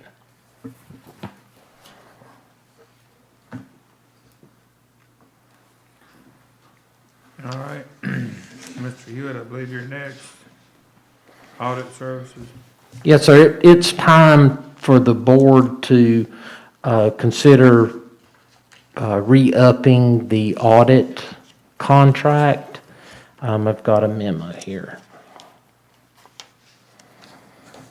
The proposed audit contract with Martin Starnes for the fiscal year 2021 are in your packets for consideration. This is a standard local government commission contract and is in keeping with the Martin Starnes year 2 prices set forth in their original 3-year proposal. The proposed contract was provided to the members of the audit committee for their individual review. No concerns were set forth by the 4 members that had responded to me as of the preparation of the memo on February the 10th. And I didn't hear from the 5th one, so nobody voiced any concerns over it. So the recommended action is to approve the contract between the town and Martin Starnes for the fiscal year 2021 audit. Anybody want to make a motion? I make a motion, we accept the contract from Martin Starnes for audit services for this year. Is there a second? Second. Mr. Brown, second. Any further discussion? Hearing none, all in favor say aye. Aye. It's unanimous, Madam Clerk. Number 20, Mr. Hewitt. Yes, sir. We've got an occupancy tax budget amendment before you tonight. Our budget forecast for the 2021 budget year, for occupancy tax was established with extreme uncertainty regarding collection. Acknowledging the many variables related to COVID-19 impacts, the staff took a conservative approach, knowing that tourism for the year was unpredictable. As a matter of fact, when we were in the preparation of the budget for April, we had no income tax, no property tax, no occupancy tax collections for the month of April in last year. As stated in many of my previous monthly reports, we've actually seen one of the best years for visitors and collection of occupancy tax in recent history. In order to remain in compliance with the Fiscal Control Act, we need to recognize what staff is forecasting for the remainder of this fiscal year for occupancy tax revenue collections and the related expenses that coincide with those revenues. The attached budget amendment forecast a $337,204 increase in accommodation tax for the remainder of the fiscal year. That's through 30 June. It recognizes the required transfer of Brunswick County Tourism Development Authority dollars in addition to programming the following expenses. And here's where we're going to have to amend what I've set before you, because we had provided $107,388 for the construction cost of the 800 block and the 764 Ocean Boulevard West. I'll come back to that. The legal fees for additional easement acquisition on the front, Lockwood Folly Inlet May dredging event, one walkway rebuild and one repair at public access is secondary to increased wear and tear.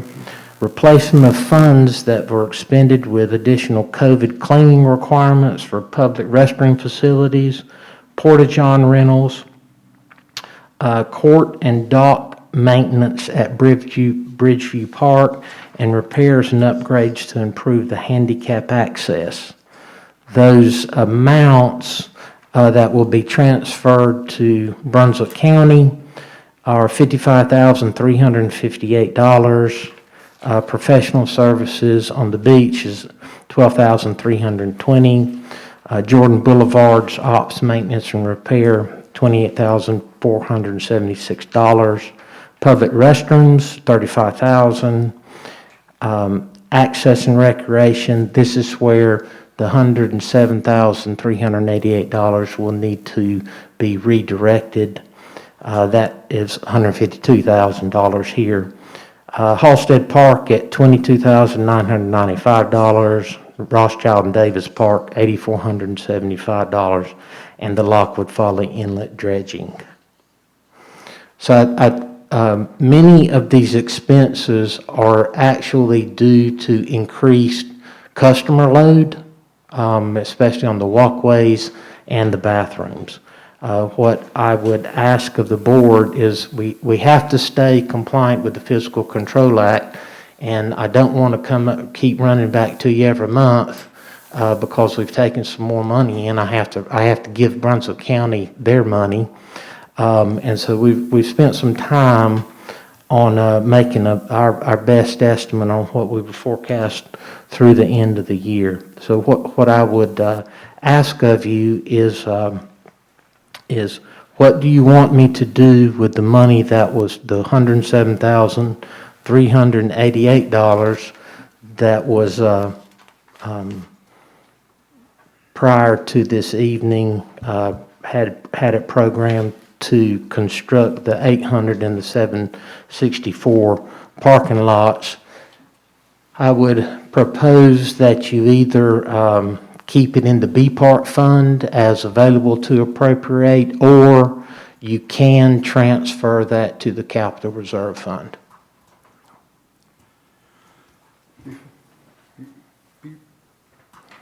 I guess before we make a decision, I have a couple of questions for you there. Okay. The $22,995 for Halstead Park, what are we going to do there? Handicap, there's some handicap improvements that have to take place there, and then there's some electric work that has to be done there. Okay.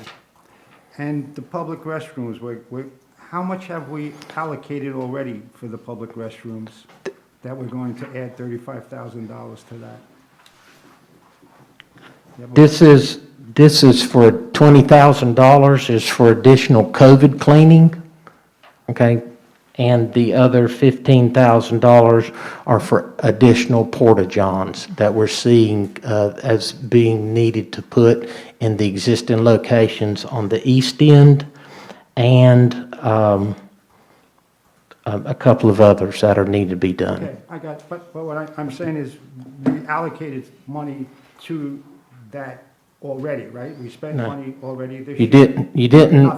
didn't allocate $20,000 for the additional COVID cleaning, and that we do have money in the budget for porta potties, but what we're saying is that we need some additional porta potties Right.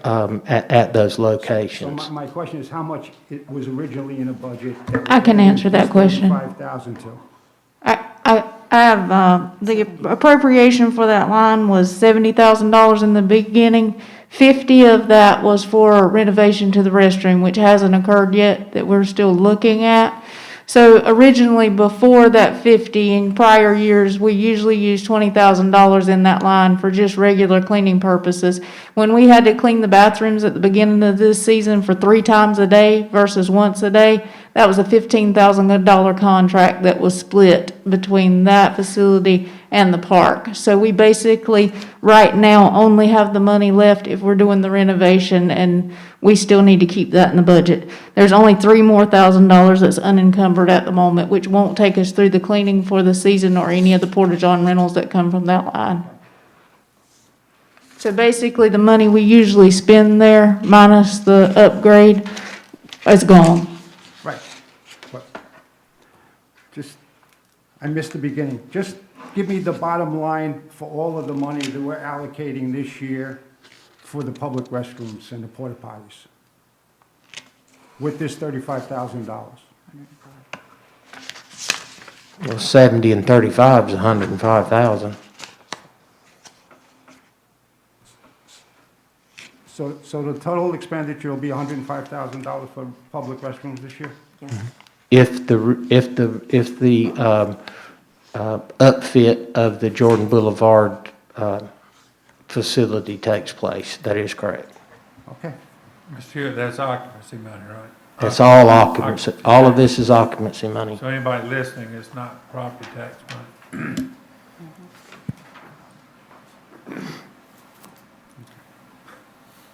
Well, if there's no other questions about specifics, my preference would be that we put the $107,388 into the sand fund. We have been taking money out of the sand fund for good reasons. We had good reasons to use that for different things. I think it would be a good idea to start, when possible, putting money back into it.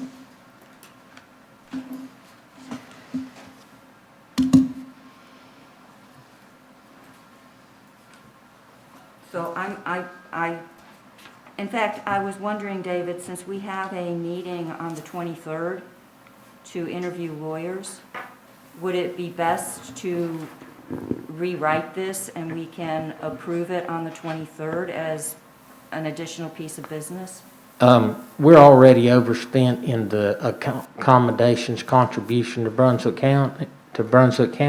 I've got to write another check tomorrow. I need to get our books balanced. Now, I can bring it back to be ratified, based on the action, but I need some type of approval, in order Then to keep our books square. I guess the best I could describe is that I would move that we adopt Budget Ordinance 2103 with the understanding that for access and rec, $107,388 is removed from that line item and instead put into the capital reserve sand fund. I can work with that. I'll second that. Any discussion? Hearing none, all in favor say aye. Aye. Opposed, say no. It's unanimous. All right. Mr. Clemens. Yeah, page 111 in your packets, there's a memo in there. It's in reference to a lease purchase contract approval. The 2021 budget included funding in the amount of $73,281 for the yearly installment to purchase a new vacuum truck. Quotes were obtained through the North Carolina Sheriff's Association procurement program. The program qualifies for the bidding process under NCGS 143-129E3.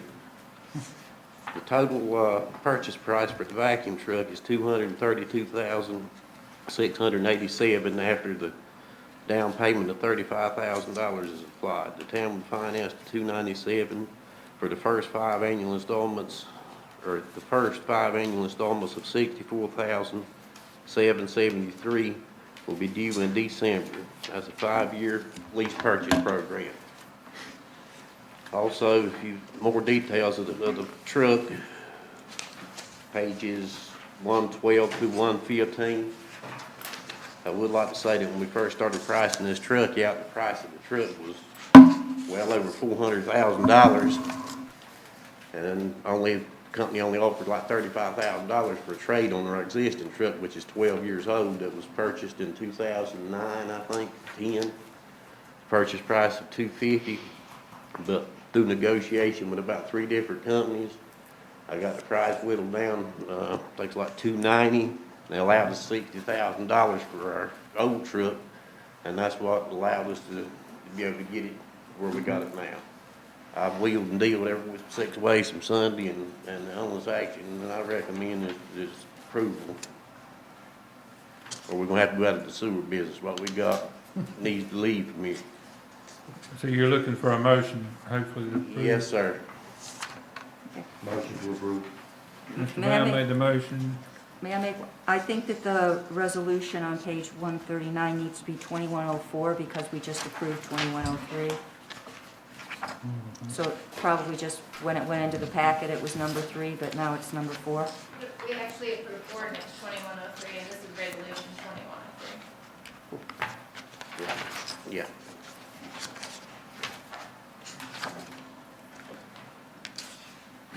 Okay, we got a motion on the floor. Still looking for a second? Second. All right.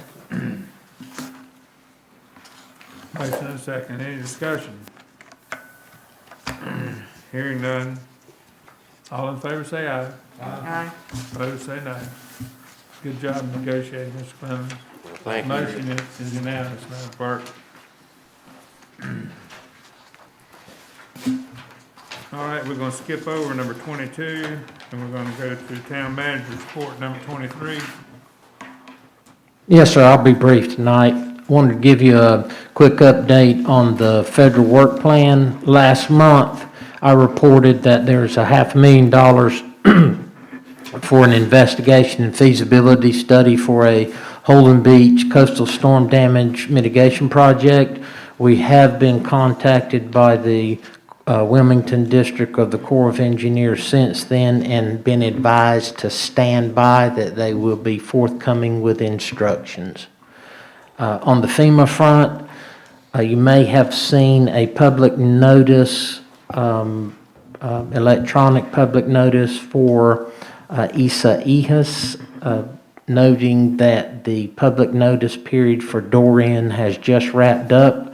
Based on that notice coming forth, there is the potential that we can do all 4 storms, Florence, Michael, Dorian, and Isa-Ehas, as one large project, but approval of the Dorian and the Isa-Ehas project worksheets will be required before moving ahead with them all. It is important to note that all inquiries specific to the public notice should be directed to FEMA. The public notice is a federal requirement, and all of those questions or comments should go to FEMA. That's evident in the public notice itself. On a closer to home note, our sand fence project installation, we're about halfway done on that job. Coming back this way from the east end, we're almost to the pier. And how far west the installation occurs is going to be dependent on the CAMA permissions. As we get further down the beach, it's going to get tighter and tighter, but our intent is to go as far as we can with that. The vegetation planting will follow that. This is a process, y'all. We are under contract to replace about 500,000 plants impacted by Isa-Ehas. We performed an inspection last week of the vendors' greenhouses. There's 2 greenhouses up in Bolivia that are jam full of our sprouts. They're emerging from the germination beds, it'd probably be about 8 weeks before they're ready to go in the ground, and soon as it warms up enough, we'll put them out there. So maybe after Easter that they'll be planting. That's a hot weather. Those are sea oats. It's a hot weather crop. We don't want to get any late season frost on them when they go in the ground. David, related to that, the NC State presentation last month, where there was a discussion about some of the beer places that might be suffering from over salinity, are any of those areas that you're proposing to put sea oats? And if so, was there money in the budget to have that soil checked ahead of time to see whether or not that's a problem area? I don't know. No, we didn't have money in the budget to check the soil. I know the answer to that one. I think going back to your first question, David, you can correct me if I'm wrong if you wanted to address our first one, but the contract for the plants and the sand fence occurred right after the storm, when you guys did a budget amendment. So the bids that were turned back in with the information was prior to us getting the information from UNCW. So any of their recommendations would likely be included next time, unless they fall where he has already calculated putting plants, because the requirement was when he turned it in, it was separated by reach. So there's a certain amount going in the east section, a certain amount's going in the central reach, and a certain amount going to the west. Okay.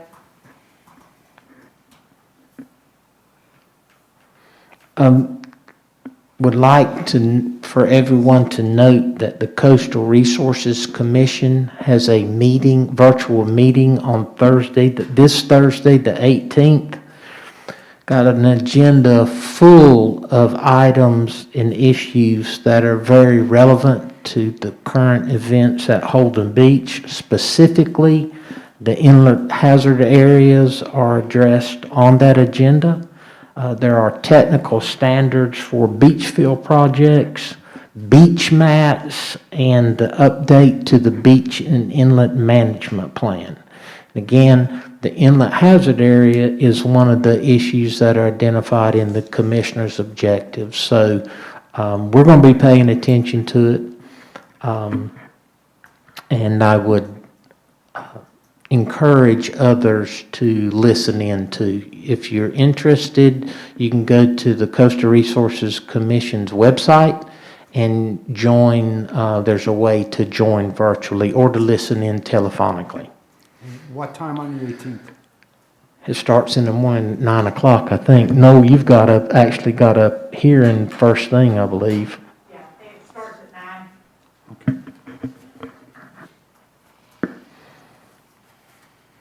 9. Lastly, we kicked off the Parks and Rec Master Plan update that the commissioners approved the contract with McGill last week. That occurred this past Friday and will be unfolding over the course of the next several months. That's all I have. Any questions of Mr. Hewitt? Yeah, I have one question, David. If you could clarify on the federal work plan, that $500,000, that's not been allocated yet, right? We have to vote on that at some future point. That's the federal allocation to the Corps of Engineers. Right, but we still haven't voted on No. whether we're going to do that or not. Right. We haven't received our instructions on just what's required from us yet. Yeah. Okay. Thank you. And David, one other question, while we had the DOT folks here, the engineers and all, they said they want to, pretty much there, they want to know something pretty, as soon as possible if we were going to take part, like on the bike path and stuff. Because it seems like that would be something that would really be good for the island. I'm hoping Okay. that's on the next agenda. Yeah, but the deal, we just want to, like we be sure we don't, we keep up on that.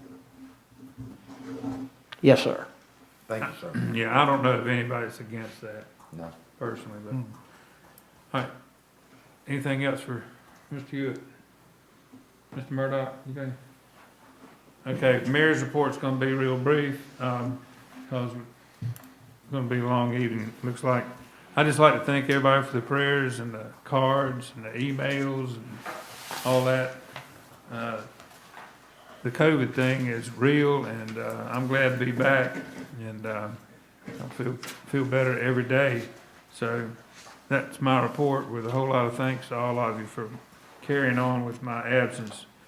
I know, I think I've got 20 years or so of serving as mayor and commissioner and so forth for the town. I don't think I've missed maybe 3 meetings or 4 total. So it was a big deal for me to miss that meeting. I appreciate Gerald, you doing a good job. I had 526 emails saying that you did a better job than I did. Man, get out of here.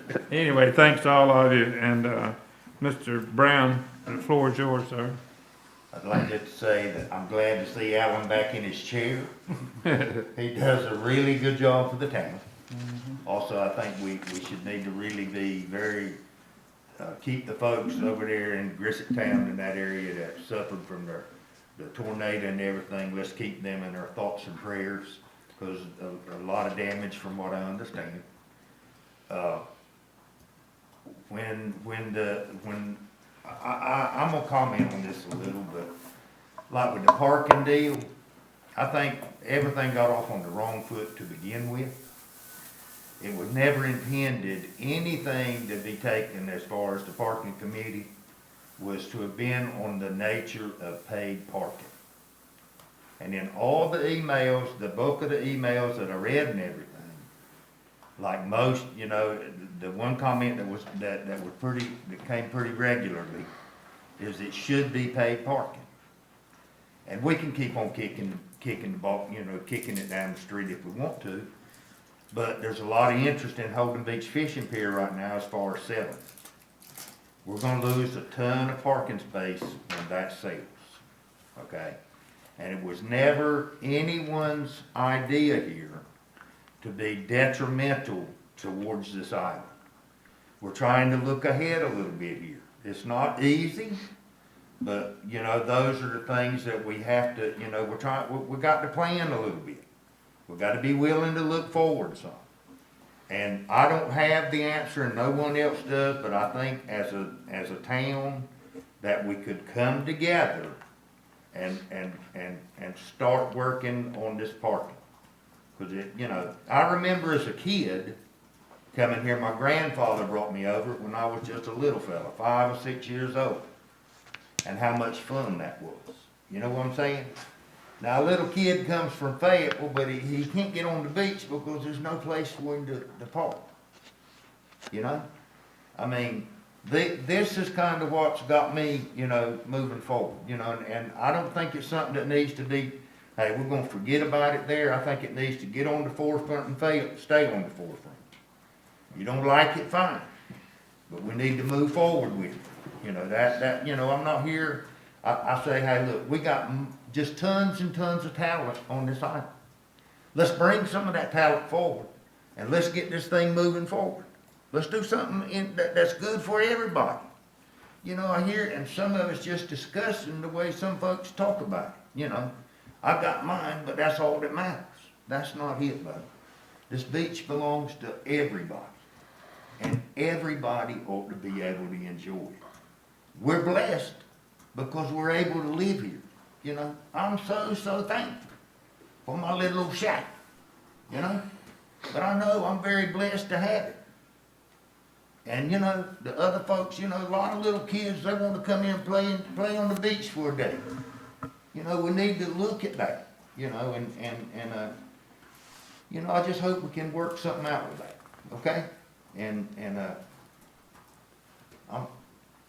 That said and done, I'm turning it over to the next one. Mr. Tynan. Mayor Holden, first of all, I'm glad you're back. I'm glad you're over COVID.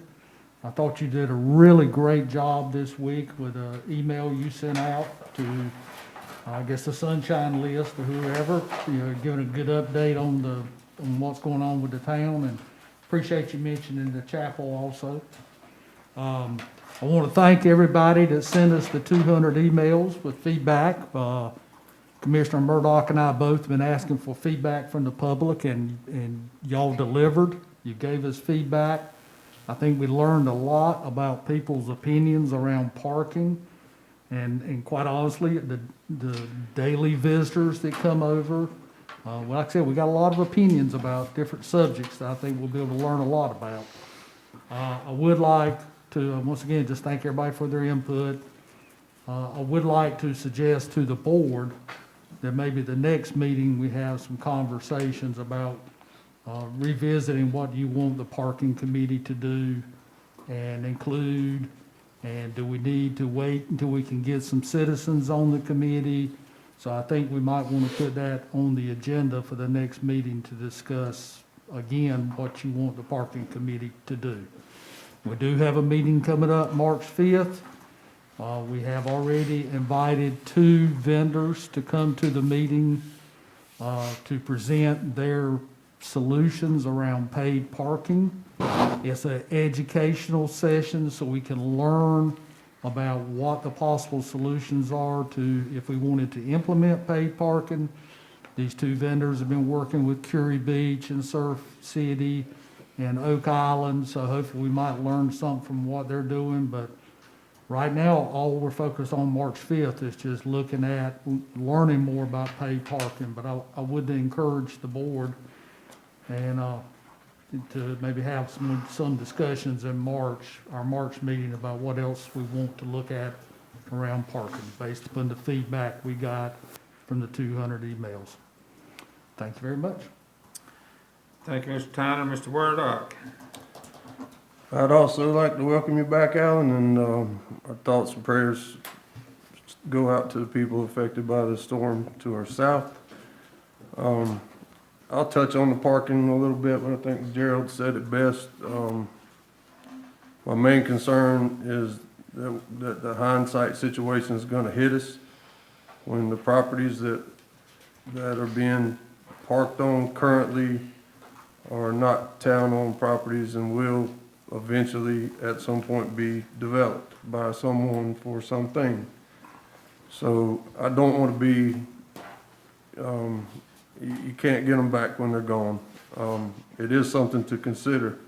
The email that was circulated was a little bit out of context, although some of it was correct. I don't think it touched on enough detail. I think, paid parking was always part of our agenda.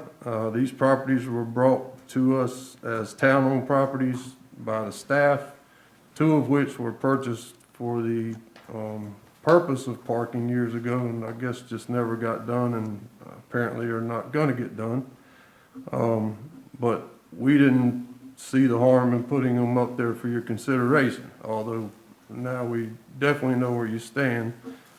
Got a little bit of concern on the way the public is going to take all of those emails because it's kind of harsh, and I want to make it clear, at least from my opinion, that I want everybody, for wherever you live and wherever you come from, to be able to come and enjoy this beach. It is not, it's not ours to block you from doing that. So that's my personal opinion.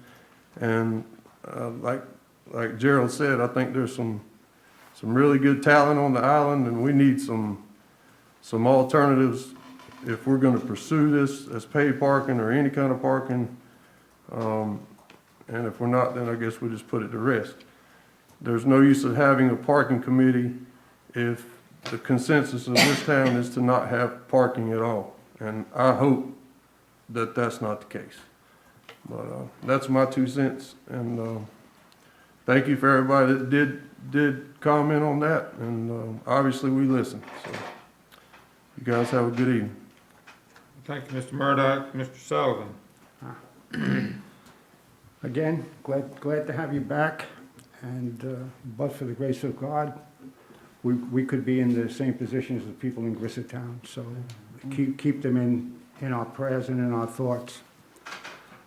I'd say that the parking question overrode everything else that was on the agenda for tonight. So there are 3 items that are going to be on the agenda next month that should garner some comment from the public. So I would say that I would appreciate if people would use the same, the same order and give us their opinions on the speed limit, on the developmental fees, and on the trash ordinance. And as I said before, try to be consistent and honest, and if we're worried about trash and safety, when it comes to parking, we should worry about trash, safety, and the property values when it comes to the trash.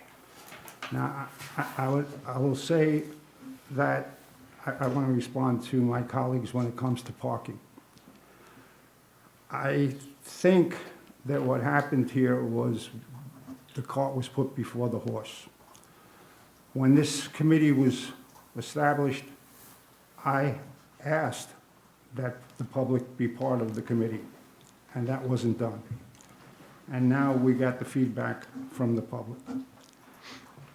What I believe, and we had a parking committee that came out with a lot of information that I think should be the basis of where we go. The first thing that should be done is to determine whether or not parking, paid parking is viable. Because if paid parking is viable, then other things can follow. We had this discussion about a year ago. We need a business plan that will show that paid parking is actually economically feasible and viable for the town. And before we do that, we shouldn't be thinking about spending money on parking. I firmly believe that every child, every person has a right to get to the beach, but it is not our duty to guarantee that they do it. If there's only so many parking spaces here, people have to get up in time to get here. They have to figure out a way to use one of those parking spaces. That's not saying anything about the people coming, but it just says we have a finite number and we have to, that's what we have. I would just use these statistics because I thought we were going to talk about it. Our land use plan, which we used to establish what the town is and what the town wants to do, make some assumptions about day trippers and the number of day trippers that come and how they get here and so forth and so on. If you look at the parking plan that the parking committee gave 2 years ago, we have 226 marked parking places on the island. We have 200 on street adjacent to the marsh, and we have 350 in the right of way. That's 726 parking spaces. The land use plan suggests, based on prior studies, that 4 people will come in each car, and that each car will be turned over half. Half of the cars will be turned over. So if you take those figures, that allows for 4,356 people to come visit the beach on a daily basis as a day tripper. Now, I'll tell you something. Do the math. That's more than 7 times the total number of people that live on the island. So we are very accommodating. We're very welcoming. We just can't. We can't guarantee. And if those people are building the RV park, they should be the ones who have to make a way for their client to get to this beach. It doesn't come, we don't have to guarantee that they're going to be successful in their enterprise. So those people should figure out how to get people to the beach. They're welcome when they get here. If there's no places for them parked, I don't know what else to say.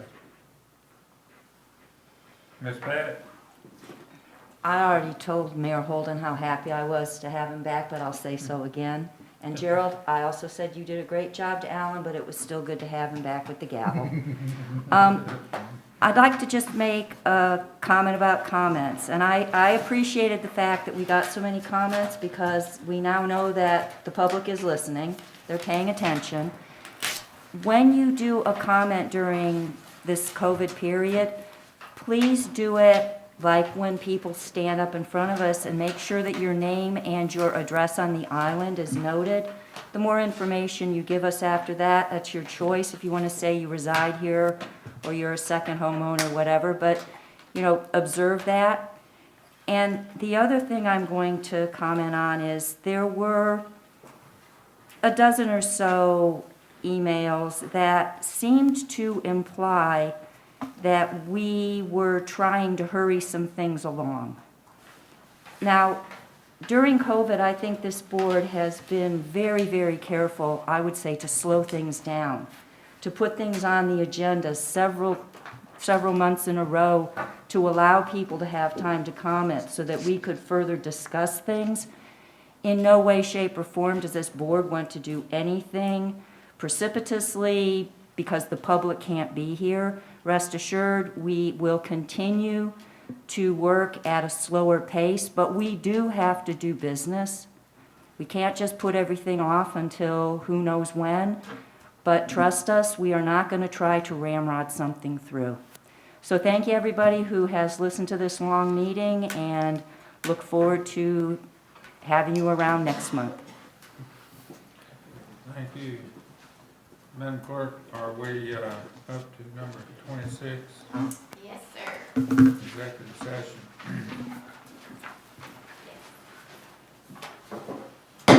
5-minute recess.